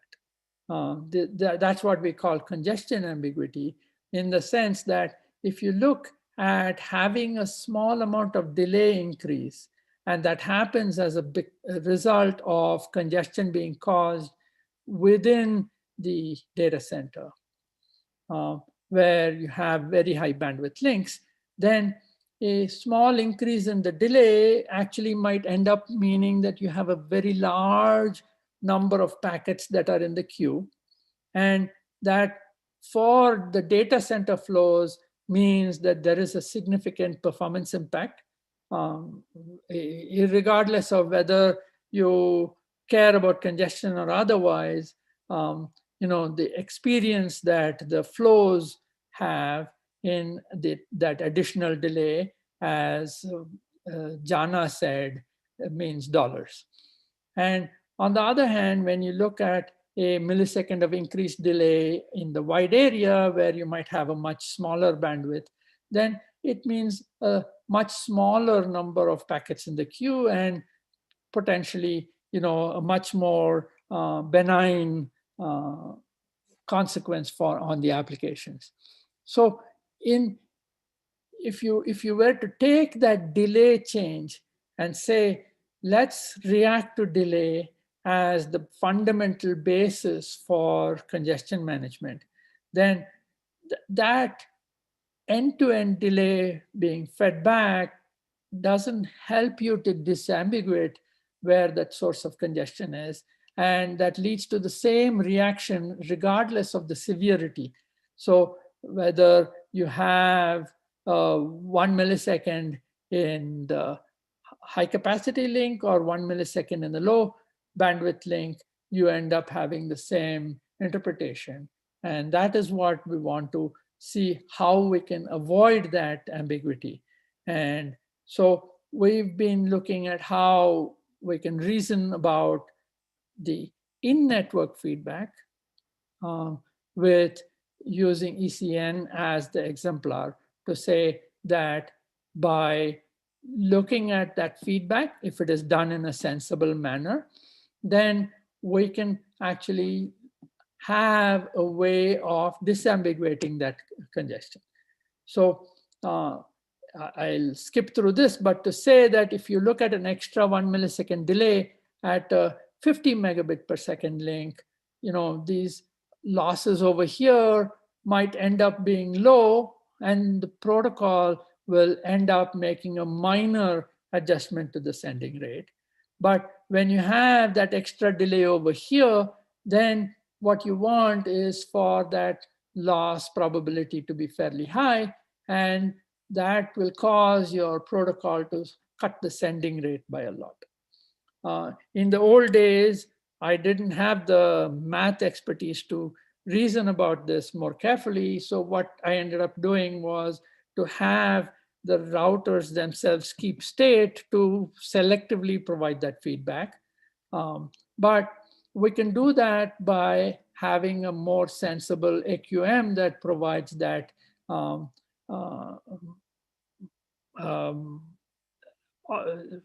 probability of loss in a manner that provides this disambiguation. So when we look at in-network feedback, there are a number of ECN style feedback that have been introduced. One is using this AQM using like a PI controller, which actually provides that right discrimination that we need. And the probability of marking is a function of the number of flows that are sharing the bottleneck. And protocols then can do the same kind of adaptation, increase, decrease, as we have been doing based on the ECN marks. And we can show that that ends up converging to a unique fixed point. And that's the work that Vishal has done in his paper from 2016. Another approach that we will also look at experimentally is, does having a threshold on the buffer size like this TCP style of marking, where that marking is interpreted as a level of congestion, does it provide that same disambiguity, or is it capable of disambiguating congestion and fairness? And so we will look at some results to make the case that that's a little harder to do. And the protocols that basically adapt, say decrease based on the level of congestion inferred by the number of marks, they can reach an efficient operating point. But what we see is that you can also end up settling on a point that doesn't necessarily guarantee fairness. And that's the reason for us to make the case that, hey, you need to be a little bit more thoughtful when you try to provide that feedback to basically disambiguate between flows that are going over short and long round trips, sharing low bandwidth bottlenecks or low bandwidth links versus high capacity links. So the key takeaway that I want to make before Mohit gets into all of the experimental work is to say, look, if you have accurate measurement, it's great, but that doesn't necessarily help if the quantity that you're measuring and you react to ends up being ambiguous. And even the single bit crude ECN feedback that we started off in the 80s, you can, by doing something sensible in the network, provide a lot of information that can actually help you to disambiguate in both of these dimensions. And that is tremendously helpful. And that's the case that we want to make. And I hope I've not taken too much time. And now Mohit can take over from this point on. And I'm actually going to stop sharing my screen, Mohit, so you can present from your end, correct? Yes. Okay. But I think we can probably take a few questions. I can see there are some questions in the Q&A. I think I'm happy to wait also if that is preferable. I think we can take them because there is one as of now. So we can finish that and then go to my presentation. So Nalini, maybe if you would like to take over. Sure. I'll go ahead and read the question. And if people have questions, go ahead and ask them, and then we'll take and of course we can ask at the end also. So this question is regarding the classical fairness bottleneck slide. So how sure are we that the line of full utilization rates is actually linear? It seems that if it's not linear, then the fair and efficient operating point would shift. So that's a good thought. What we look at here in terms of that classical model is really to look at it on an instantaneous basis, Bill, that we are looking at an instant, a point in time, and saying, look, what is the fair, the efficient operating point? Yes, that's going to constantly shift. And that is the whole reasoning behind how we're not saying, look, this is the capacity, I'm going to take that fixed capacity and divide it among the participants that are competing or contending for that resource. And so this operating point, the available capacity, the right operating point for the individual flows are going to constantly change. And that is indeed the goal. And what we want to do is to track that as best as we can and to make sure that as we are making progress, we are going towards a fair and efficient operating point that is relevant at that instant in time. Thank you so much. Okay, Mohit, over to you then. Okay, so I'll start sharing the screen in that case. And Yes, please. just let me know once you start seeing it.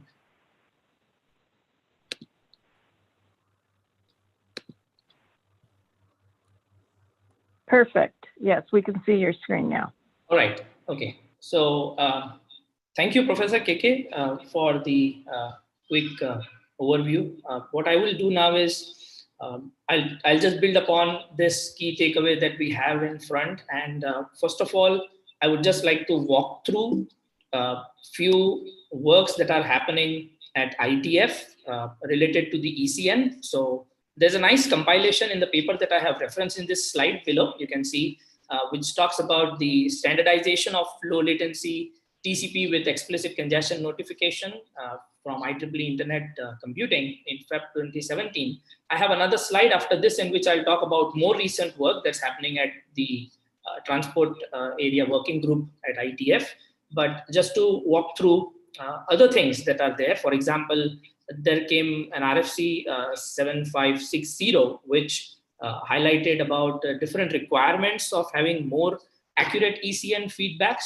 So all of this work was primarily motivated with the fact that DCTCP algorithm, like Professor KK already explained, that instead of reacting to a single congestion loss in an RTT, you try to get all the ECN marks and then try to have your own notion of how much you would like to reduce. So rather than having a fixed multiplicative reduction, you have an adaptive multiplicative reduction, so that you reduce only based on your notion of what the extent of congestion is in the network.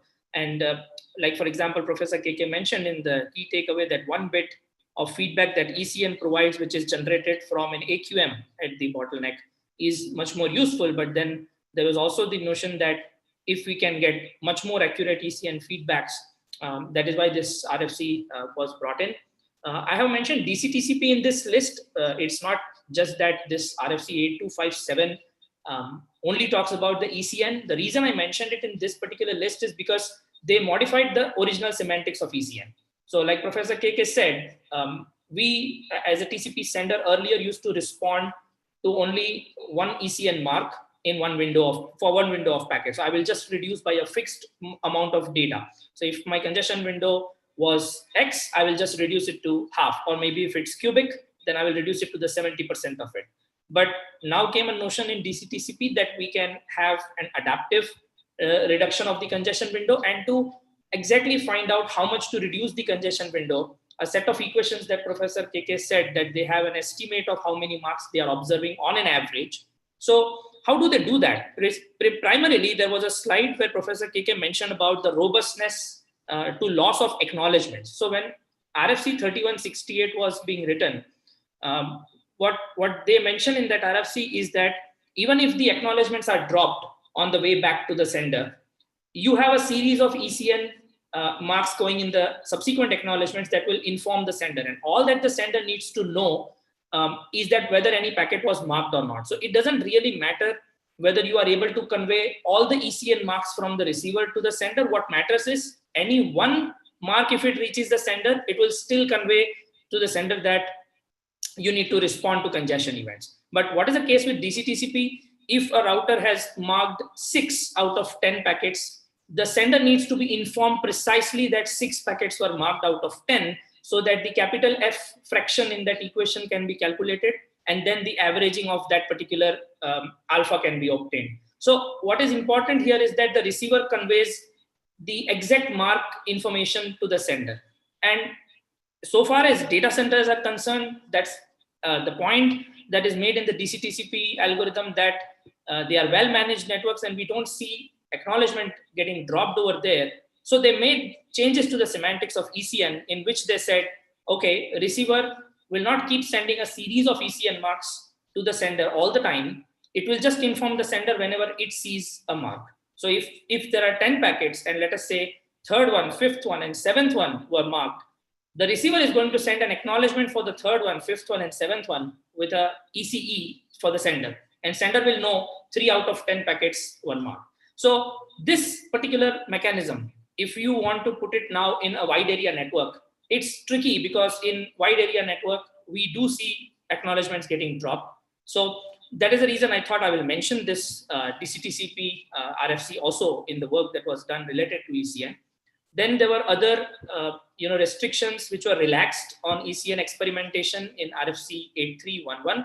So there was another RFC which was known as robust ECN to counter attack against some problems that were there with the security issues. And then what happened is that robust ECN never had a large amount of deployments. So that bit which was there, the nonce bit in the TCP header, that was basically deprecated and made open for other people to take over and then come up with new ideas.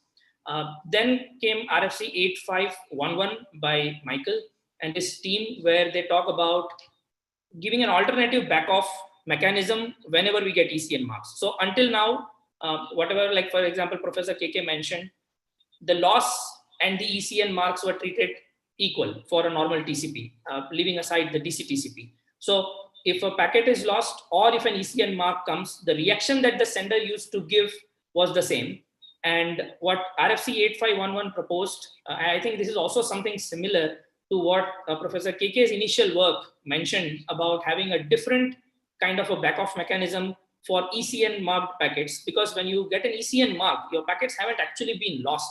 They have just encountered congestion on the way. So giving the same reaction to that of a packet loss is not really necessary.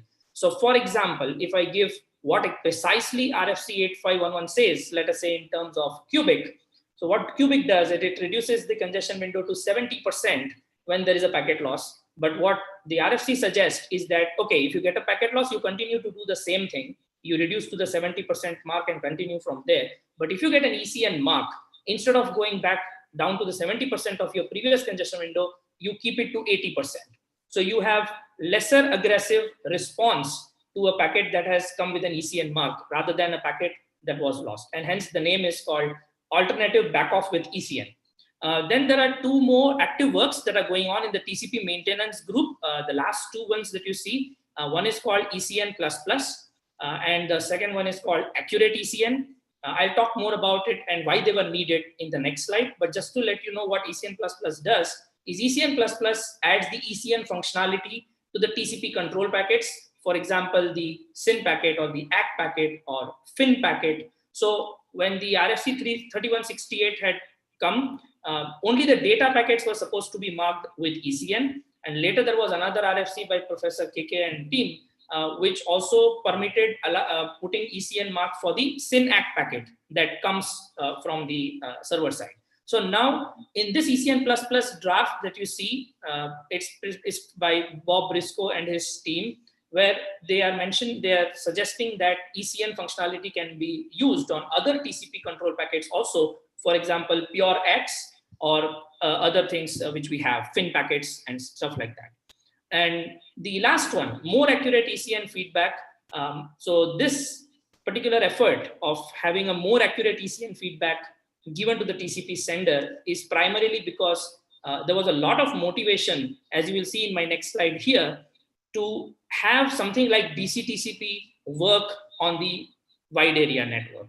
So to make DCTCP work in wide area network, and when I say DCTCP, I'm talking about the modified ECN semantics also, which does not use AQM generated ECN marks. But like Professor KK said, there is an instantaneous queue threshold. And once you cross that threshold, you start marking all the packets that come after that threshold. So a lot of effort has been put into getting something like DCTCP to work in WAN.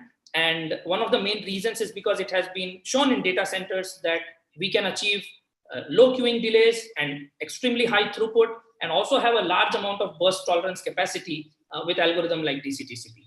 So you can see the other three works that are active right now in TSVWG. The last one is not right now so much active in the sense that this is a team about L4S. L4S is low latency, low loss, scalable throughput.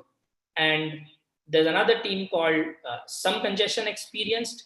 And unfortunately, both the teams wanted the same ECN bit for their proposals. So after a lot of deliberations at IETF and a lot of discussion at IETF, As of now, that bit has been provided for L4S experimentations, and a lot of discussions are actively going on about how do we make this possible in real world, in the sense that how do we get low latency, scalable throughput for WAN, use something like DC-TCP. So TCP Prague that you see here in my slide is something like an adoption of DC-TCP on WAN, and there's a lot of effort. For example, L4S, accurate ECN. Now, why accurate ECN? Accurate ECN is something that's needed so that the sender can get an exact amount of information related to how many packets were marked by the router.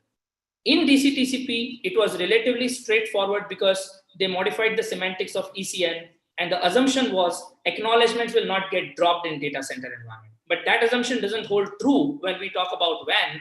A lot of acknowledgements can get dropped, and if they are carrying ECN marks, then your sender doesn't have an accurate information about how many packets were really marked by the router, and then your entire estimate of how much you should reduce your congestion window goes off. So that is why a mechanism called accurate ECN has been proposed.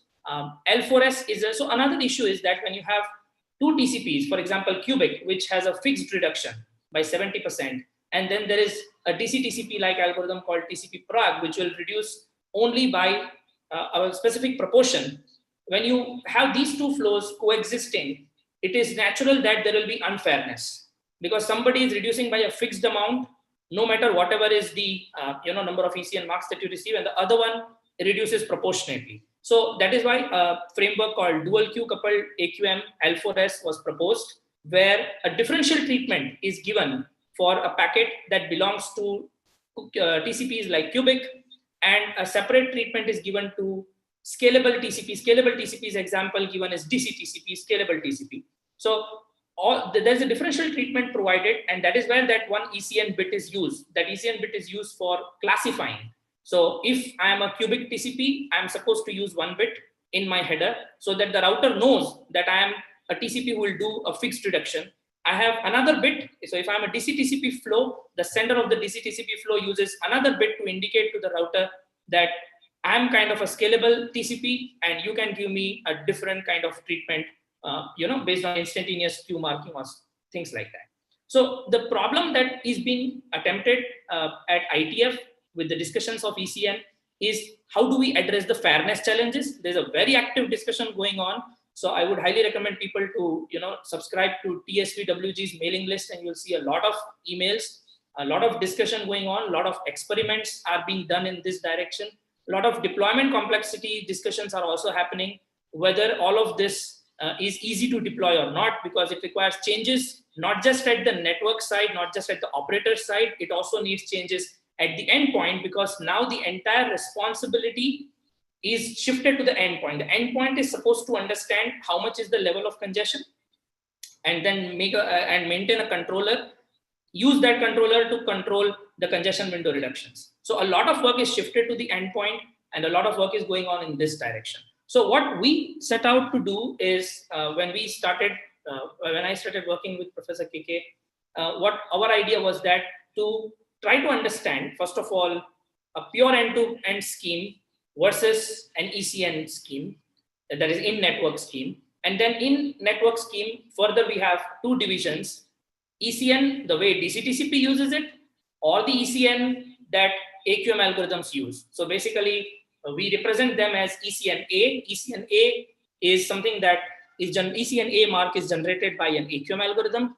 ECN-T, the marks are generated based on an instantaneous threshold. So what we set out to do is we started looking at other work that was trying to adopt this kind of thing. So one is BBR algorithm from Google, and there are two versions of it, BBR v1, BBR v2. And I understand that in the recent most ICC-RG meeting, there's also a proposal of BBR Swift. Swift is another delay-based congestion control algorithm. So what we set out to do is we first of all took a BBR v1 and started doing some analysis and treated that as a pure end-to-end scheme. I will talk more about the differences of BBR v1 and v2 in my next slides, because BBR v2 did bring in a lot of improvements over BBR v1. And then we precisely chose BBR v2 because BBR v2 has DC-TCP-like congestion window reduction whenever it gets ECN marks. So BBR v2 doesn't need an AQM algorithm, or it doesn't wait for an AQM-based ECN mark. So when a threshold crosses in a queue, all the packets are marked, and BBRv2 sender has a controller that receives all these series of ECN marks and then tries to adapt to it. So we took BBRv2 as a representative of DC-TCP-like algorithm for the WAN, and we wanted to do that testing. So before I go into the details of what kind of experiments we performed, I'll quickly explain what is TCP-BBR, not too much in detail. So on the left-hand side, you can see this is a round trip time and this is a delivery rate.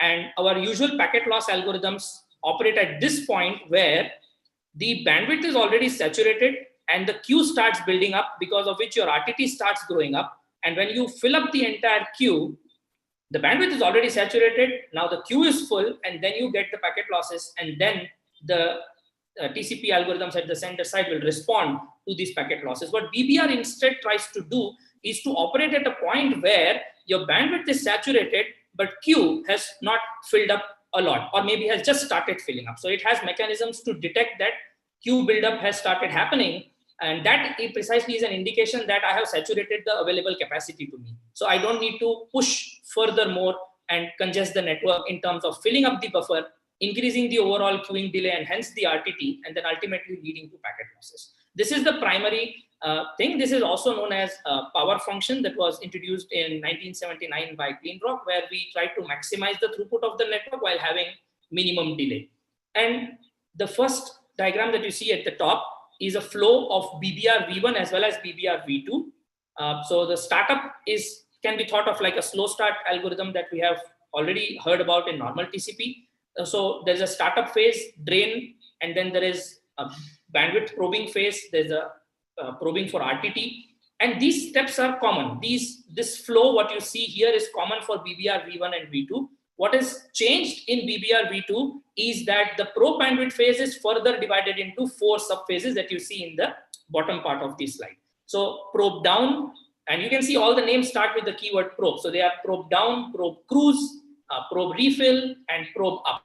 So these 4 are the subphases in BBRv2 for the third phase that you see here, which is called probe bandwidth. So I'll not go further into the details of explaining this. We have a paper to which I will give you a pointer, which was published in Landman 2020 in last July, where we have given a thorough explanation and differences between BBRv1 and v2 and how precisely these phases work. So let me go to the next slide, which gives a quick overview of what is the primary difference between BBRv1 and v2 without going into specific details, talking at an abstract level and telling the main differences. And this is a paper, by the way, which you see at the end of the slide. So first of all, BBRv1 did not respond to packet losses in the sense it uses pacing, and it has a measure of how much data is in flight.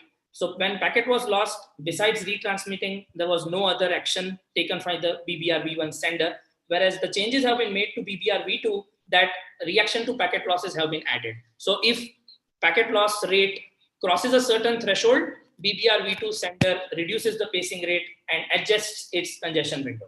Similarly, there was no response to ECN in BBRv1. A response has been added to BBRv2 for ECN, and precisely they follow threshold-based ECN, which I can say like DC-TCP style ECN, where a specific when the queue is filled up beyond a particular threshold, all the subsequent packets will be marked. Now, there are two to three other changes in the algorithm. So startup, when I say startup, it's related to my previous slide. When does the algorithm come out of the startup phase? So in BBRv1, you will come out of the startup phase if your estimate of max bandwidth doesn't change. Means you are seeing that the maximum bandwidth that you are getting is not changing for 3 consecutive RTTs and not changing more than 25%. So it's kind of an indication that you have saturated the bandwidth and hence your estimate is not going beyond, or probably you have reached the capacity. So that is the time you come out of the startup phase. This behavior is retained in BBRv2, but 2 more conditions have been added, that if the packet drop rate is identified to be very high, or if the ECN marking rate is identified to be very high, then also you will come out of the startup phase. That never happened in BBRv1. So in BBRv1, during the startup phase, even if you have a very high packet drop rate, it never used to come out of the startup phase until its own condition is met. And this condition is that my max bandwidth shouldn't change drastically for 3 consecutive RTTs. Similarly, in the probe bandwidth phase, there are 8 RTTs spent in this phase, starting with pacing gain of 1.25. So you try to probe by sending more data in the first RTT, and then now you know that you tried probing for more data, so you might have created a queue there. So you try to now send it at a lesser rate to actually drain that queue. And then you kind of try to go into a stable state where you just send according to your estimate of BDP. So when I say 1.25, so the pacing is set to 1.25 of the bandwidth delay product and 0.75 of the bandwidth delay product. And then we send according to our estimate of the bandwidth delay product for the next 6 RTTs. Whereas in BBR V2, as I already mentioned in the previous slide, there are 4 subphases, and you start with in the probe down phase, and then depending on several conditions that are met, you either go to probe cruise or you can go directly to probe refill using this. As I said, the details are in the paper. I will not go further into explaining all the 4 subphases. And then finally probe RTT. So what BBR V1 algorithm did is that every 10 seconds, it entered into probe RTT. What is the purpose of probe RTT?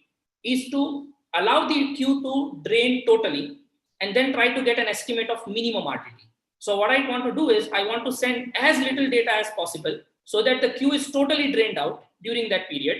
And then I will try to get what is the minimum RTT that I have. So to get an estimate of minimum RTT, because that minimum RTT is important for the BDP estimation, what they do is they set the congestion window to 4 segments in every 10 seconds. Now that was identified as one of the reasons later when a lot of analysis was performed that throughput gets affected, and hence it was modified to a point that, okay, instead of reducing the CWND to 4 segments, let's reduce the CWND to 50% of the BDP.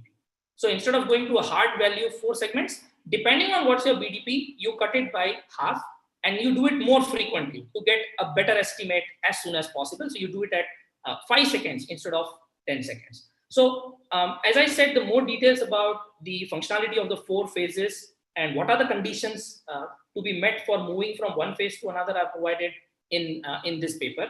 So maybe you can take a look at it. What now I will try to do is I'll try to present some emulation results quickly from these 2 papers that we have. One of the paper is about a principled look at the utility of feedback in congestion control, and the second one is the same which I referred in my previous slide.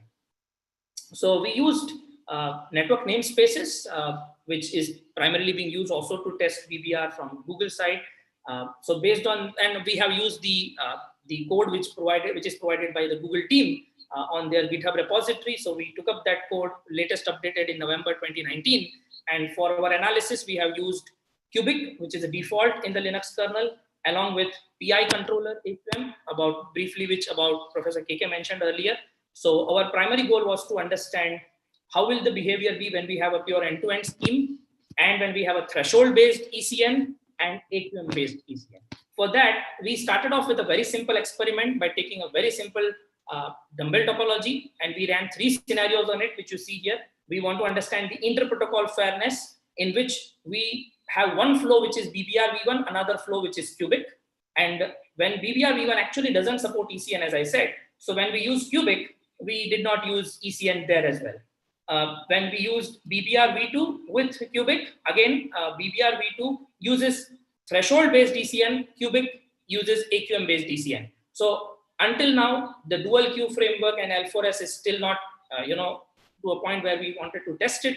We will test it now after this work has been done. We are looking forward to do that test where the dual queue AQM will give a differential treatment for BBR V2 and QUIC, but that is a different study altogether. So here also we did not enable ECN. Then we did intra-protocol fairness. We took 4 BBR V1 flows competing with each other, 4 BBR V2 flows without ECN and then with ECN. And finally, we compared the results obtained from BBR V2 with QUIC by using PI controller AQM and ECN. All of this work was done by considering different buffer sizes, shallow buffers and deep buffers, 0.5 of BDP and 32 times BDP. So these are the results that we obtained from BBR V1 versus QUIC. A very thorough analysis has been presented in the Landman paper that I referred, but let us have a quick discussion without ensuring that I don't overshoot the time that has been allotted. So if you look at it, there are three plots here. There is a throughput, there is queue delay, and there is link utilization. And this is for the topmost plots are for the shallow buffer, where the capacity of the buffer is just 17 packets. And the graphs that you see at the bottom of the slides are with 32 into BDP size, and about 1057 packet is the capacity of the buffer. And we wanted to see when one BBR V1 flow and one QUIC flow, they are sharing the same bottleneck, what kind of behavior do we get from the network? So we can see from the fairness perspective, so this dotted line that you see here, the dashed line is basically the fair share. And we see here that BBR V1 is controlling the whole bandwidth, and very little amount of bandwidth goes to QUIC flow. The queue capacity is full. So you can see this is the representation of queue capacity, 17 packets, entire queue is filled up. Link utilization is 100%. And what we see frequent drops here in link utilization, that's primarily because of the probe RTT phase of BBR, because in that phase, it cuts down the congestion window to 4 segments for 200 milliseconds of period and then goes back. So you can see that frequent falls happening in the link utilization. And that's primarily because here the dominating flow is BBR V1. QUIC has very little to do because of the kind of the throughput that it gets. But if you look at the high, the deep buffer situation, you can see that QUIC is initially dominating. BBR V1 slowly catches up, and you don't see those kind of throughput, I mean the drops in the link utilization, because the primary TCP who is having most of the bandwidth share is QUIC. And QUIC doesn't have a property to reduce its congestion window to a low value like we do in BBR V1. And you can see when both these flows are working together, the queue capacity is still saturated. Entire 1057 packets worth of buffer is used. And in fact, we can see some kind of a QUIC behavior also in the behavior of the queue plot, because the dominating flow is QUIC in this particular example. Now, there's an interesting thing that we observed in yet another paper. So if we would have run this experiment for, let us say, instead of 200 seconds, if we would have run it for another 200 seconds till 400 seconds, which was presented by another researcher, you will see actually BBR V1 crossing the line at one point. The throughput of QUIC and BBR will touch each other, and then BBR will continue to increase and then start dominating. And that's primarily because there is a parameter in BBR which is called in-flight cap. If I have to explain in simple terms, it means how much amount of data can I put out on the network which is unacknowledged. And that is a value that troubles BBR the most, as presented by most of the researchers, and we identified the same behavior in our experiment. So the value of in-flight cap has a lot of impact on how BBR shares bandwidth with other TCP algorithms. So moving forward, now we did with BBR V2 versus QUIC, and you can see there is an improvement in the sense that they seem to be little better than what we saw in the previous case. In the previous case, BBR V1 was totally controlling the link share, and here we can see there is little bit of improvements where we can see QUIC dominating, but then there are periods at which, and you can see they're starting to converge near to the fair share after a certain period of time, and that's probably because the loss response was added to BBR V2, because BBR V1 never responded to packet losses. So here there is a response to the packet loss. Queue capacity is filled. Again, because QUIC is the dominating flow, in both the cases, we don't see the link utilization going down frequently. And here was an interesting observation when we went to the deep buffer. What we identified is that QUIC, unfortunately, gets a lot of throughput, and BBR V2 without ECN continues to have problems, which was seen here. You can see the problem is more, the throughput has just gone down. What precisely happened is that based on our analysis, we saw that there are bounds that BBR V2 uses for its congestion window. And whenever it identifies that a lot of packets are getting dropped, it keeps lowering that congestion window upper bound. So there's an upper bound, there's a lower bound. That upper bound keeps coming down and down because the packets keep dropping. And they keep dropping because QUIC is aggressive and it doesn't reduce its congestion window until there is a packet loss. So the buffer has to become full, packets have to be dropped, and then QUIC reduces its congestion window. So frequent drops were creating issues for BBR V2. It was seeing a high packet loss rate continuously, and hence its upper bound kept coming down up to a point where its throughput kind of gets stabilized at this point. So please feel free to look at the analysis further, which we have presented in the paper. Now we go to a point where we do intra-protocol fairness. So until now, we were talking about BBR versus QUIC. Now we are saying BBR with BBR, BBR V1 with BBR V1, and BBR V2 with BBR V2. So these are the results that we saw in shallow buffer.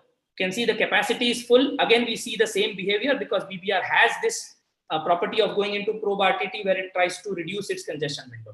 But you can see the Q capacity is full here when the buffer is shallow, and we don't see a very good level of fairness achieved with BBR V1 amongst themselves. But that thing gets better as you go to deep buffer scenario. You can see the fairness is very nice, and delay is high actually, but it doesn't fill up the capacity. So the capacity in the deep buffer is 1057 packets. We don't see the buffer becoming full because BBR V1 automatically identifies that its max bandwidth has saturated, and it comes out of the startup phase and doesn't wait for a point where a packet is dropped. So this is a very nice behavior that it comes out soon, but unfortunately you can see that delay is not under very good control. You still have about 100 milliseconds of delay in this situation.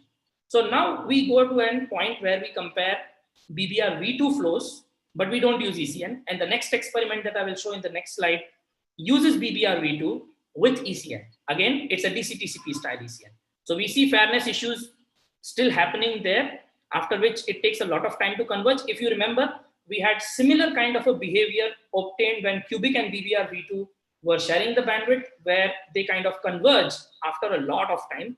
And then here we see the fairness is just acceptable. We can see there's still a little bit of unfairness that exists. But when we go to ECN, the BBR V2 flows with ECN, you can see. So this was a previous slide where we see this unfairness happening. You can see the benefit that comes by using ECN here, where the fair share is, the throughput is shared very nicely among all the flows. Delay is under control.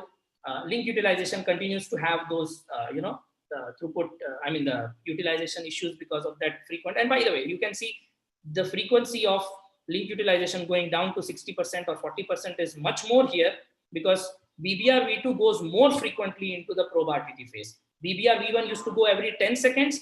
BBR V2 goes every 5 seconds. So you see more frequent falls here, but you can see that the granularity of the fault is not that high. In the sense, they don't go down to the 20% or 40% like was the case with BBR V1, because they reduced the congestion window to 50% of BDP. BBR V1 used to just make it 4 segments. So now what we do is, after we did intra-fairness analysis, now we compare the results with QUIC, with a Pi controller, ECN.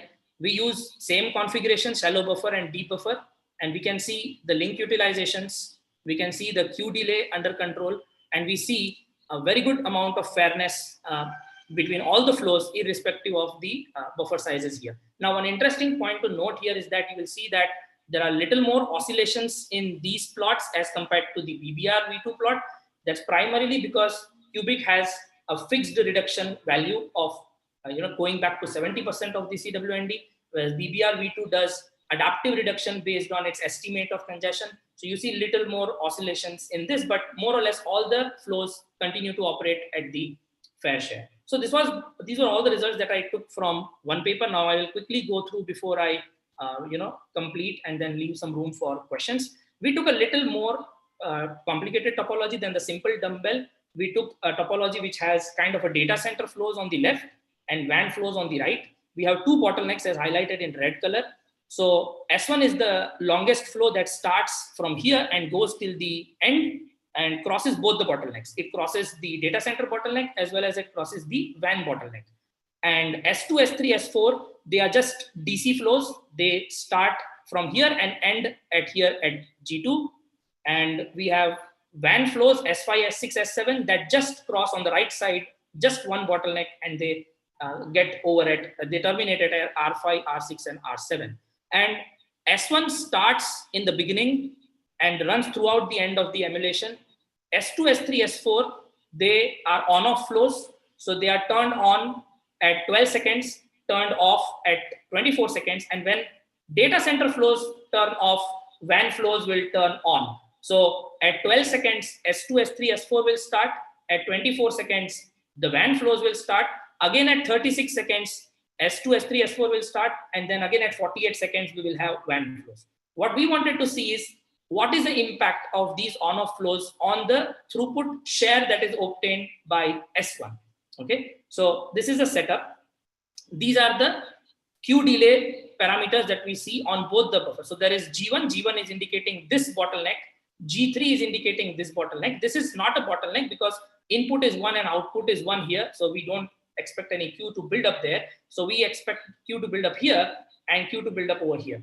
Now, if you see the plot, at 12 seconds, when the data center flows start, and by the way, there are two things. We are using BBR V2 only now, no BBR V1 in these experiments, with ECN, without ECN. Without ECN, we see that the delay is more for the period when data center flows are on. And remember, this is at G1. Again, when they start at 36, the Q builds up. And please make a note that the y-axis is different here. It is 0 to 833, whereas on the right plot, it is 0 to 41. So right side is a WAN router. I will come to it in a moment. And now you can see the ECN one, which is very low delay. You can see the dotted lines. I mean, it's very difficult to interpret probably there, but that's much more clearly mentioned in the paper. Now on the right side, you see this is a WAN flow, a WAN router, and these are WAN. This is the performance obtained with WAN flows. So there is not much of Q happening from 0 to 24 because WAN flows are not crossing, they have not started. The Q starts building up when WAN flows come in. Then again, the Q drains out when we don't have WAN flows. Again at 48, we see the Q build up. And you can see without ECN, the performance is really affected. And with ECN, we see the delay under control. Now, what we want to do now is we understand that the delay behavior has been seen with BBR-V2. Let us see the delay behavior with QUIC when Pi and ECN is used. So we can see there is, even when the data center flows are turning on, you can see from 12 to 24, we don't see Q build up, or 36 to 48, which was also the case with BBR-V2 with ECN. Only the without ECN case had some Q build up in such case. But you can see here that the delay is always under control. So by the way, we have set the Q threshold to 20 packets in PI controller. So that is a marking threshold. And you can see that that accumulates to about like 5 milliseconds of delay, and that is totally controlled. And this delay is little bit more when the WAN flow starts from 24 to 36, also from 48 to 50, but they are well within the control of what we expect them to be. Now coming to the last few plots. So this is the behavior of the S1 flow. Left-hand side plot shows you with ECN and without ECN. And this dashed line that you see is the proportional share that we expect S1 to get. So we have calculated this manually and put it here. So this dashed line, so it shows that at 24 to 36 and 48 to 60, when WAN flows are on, the proportional fair share for S1 should be lower. And when WAN flows are not on, only data center flows are there, it should get 50 Mbps throughout. So this is the behavior that we get, particularly with BBR-V2, with ECN and without ECN. And this is the right side plot that we get with QUIC and Pi ECN. So we can see what is happening here is that we're starting the simulations at 5 seconds, and then until 24 seconds, where WAN flows start, S1 doesn't have any problem in getting its fair share. And then when WAN flows start, S1 adjusts its fair share and operates at a level which is expected. And when again WAN flows are off, it jumps back to its proportional fair share of throughput and tries to operate on that point. So we also have plots for S2, S3, and S4. These are data center flows, short-lived data center flows.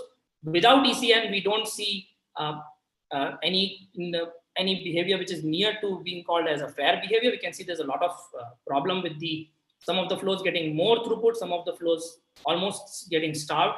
But with ECN, situations are much better. The fairness is much more acceptable for BBR-V2 with ECN and QUIC ECN. So we don't expect too much of change in short-lived DC flows or short-lived WAN flows. What is the main difference that we have to observe is on the point where a flow is crossing multiple bottlenecks, and there are different flows starting at different points of time. So well, that was it. This is for the WAN flows. This is my last slide again, where we see unfairness here without ECN, and we have fairness. So as I said, more details are available in both these papers which I have cited. So To summarize the entire presentation, as we have already discussed, that implicit feedback is easier to deploy, but explicit feedback is also now getting a lot of attention. There's a lot of discussion going on in ECN, at IETF about ECN. And what we are trying to do is we are also trying to see whether we can take BBR V2, which is working with threshold-based ECN. Can we make it work with AQM-based ECN? So there are efforts in that direction also. We want to see whether if we incorporate AQM kind of response to an BBR V2 sender, will we have this unfairness removed while retaining its efficiency that it provides already with the threshold-based ECN. So this is a summary, and thanks everyone. Thank you very much for giving me an opportunity. So maybe if I have missed something, Professor KK wants to add. That's good. I think we've taken a lot of time of people. So yeah, okay. No, thank you both so much. That was just fascinating. If people have any questions, do feel free to ask them questions. We'll do some wrap up. Meanwhile, I have one, maybe for either one of you. I know some of this, and maybe in some of it's experimental too. I know there was some places where it seemed as if part of it was the responsibility of the client. But then, to me, it seems like, what if you have a malicious client who does not behave, properly? So, can you really depend on a client? Mm-hmm. So I can go ahead and take it, but I would like to check with Professor. Go ahead. First start, then. Yeah. Okay. So so so there have been maybe Professor KK can correct me later. What has happened is that there were security issues raised with ECN, but there were also solutions to it that were proposed of how you could detect a malicious sender. What has also happened is that because of the extra bits being now used up for other reasons. So there was a bit called ECT0. There's a bit called ECT1. It indicates ECN capable transport bit 0, ECN capable transport bit 1. And the router could use, you could use as a sender either of those two for letting the router know that I am ECN capable. Now what happens is that there were schemes that were proposed by using ECT0 and ECT1 alternatively, or making a random sequence of those two bits. You could try and identify whether the receiver is misbehaving or if the sender is misbehaving. Unfortunately, now what has happened is that we have those bits being considered for other research, which is also a good thing because those bits are supposed to be used in that way for finding out if other things can be done. But it does open up some security loopholes if the sender just doesn't try to reduce the congestion window as expected. But I'll leave to Professor KK to take it further. Without necessarily classifying this as a security issue, the dependence on cooperation among the endpoints to achieve this distributed convergence to a fair, efficient operating point has traditionally been the basis for so much of what we do with congestion control. And what we end up needing to do is then to understand what is the consequence of non-cooperation. Is it just that one flow gets an unfair share at the cost of everybody else? Or is there at some point that flow will start hurting itself? And there's been a long series of work that we've done since the late 80s about, game theoretic considerations of how we would eventually want to find a equilibrium point and so on. But the point is well taken that in any of these forms of congestion control, there is an implicit assumption about the fact that flows cooperate to achieve at least fairness, if not dealing with achieving an efficient operation. And if you want to start looking at how you can handle non-cooperating flows, you start introducing complexity. And that's where this whole additional dimension shows up of what's the trade-off, and whether we should use that state to then classify flows as being non-cooperative and put them into a different class over time. And people have explored all that, but to do that at internet scale, where you're talking about many, many thousands of flows at the very least that you have to deal with at individual flow routers that you have to track, that gets to be a fairly complex task. Thank you so much. Now, I'm gonna just say one last thing and then let Drew wrap up. Thank you all so much, and I know this gets back a little bit to what Jana was talking about too. Is there's a reason that there's things like middle boxes and firewalls and stuff. It's not so easy for everything to be done just in the protocol. So thank you so much, and so we will see you. So the next one is actually Friday morning for the folks in the U.S. and Friday evening for the folks in India, and then we'll wrap up and we'll have a great talk. It'll be a tutorial on 5G, which will be great, and then a closing keynote panel, which will be moderated by Deepak. I think you may remember Deepak from the keynote panel. He was the co-founder of Nixie, and we've got some great panelists, and we'll be talking about the future of the internet in India. And we've got quite a few luminaries from the internet space, in India, as well as Glenn McKnight, who is, of course, the head of the Internet School of Internet Governance. Get my tongue going. So I look forward to having you all. Thank you again to the presenters.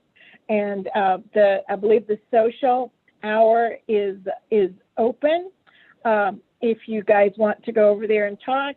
And I think a lot of us for whom it's getting kind of late, we're probably going to go ahead and go to bed. So thank you again, and we'll see you on Friday. Bye, everyone. Thank you, folks. Thank you.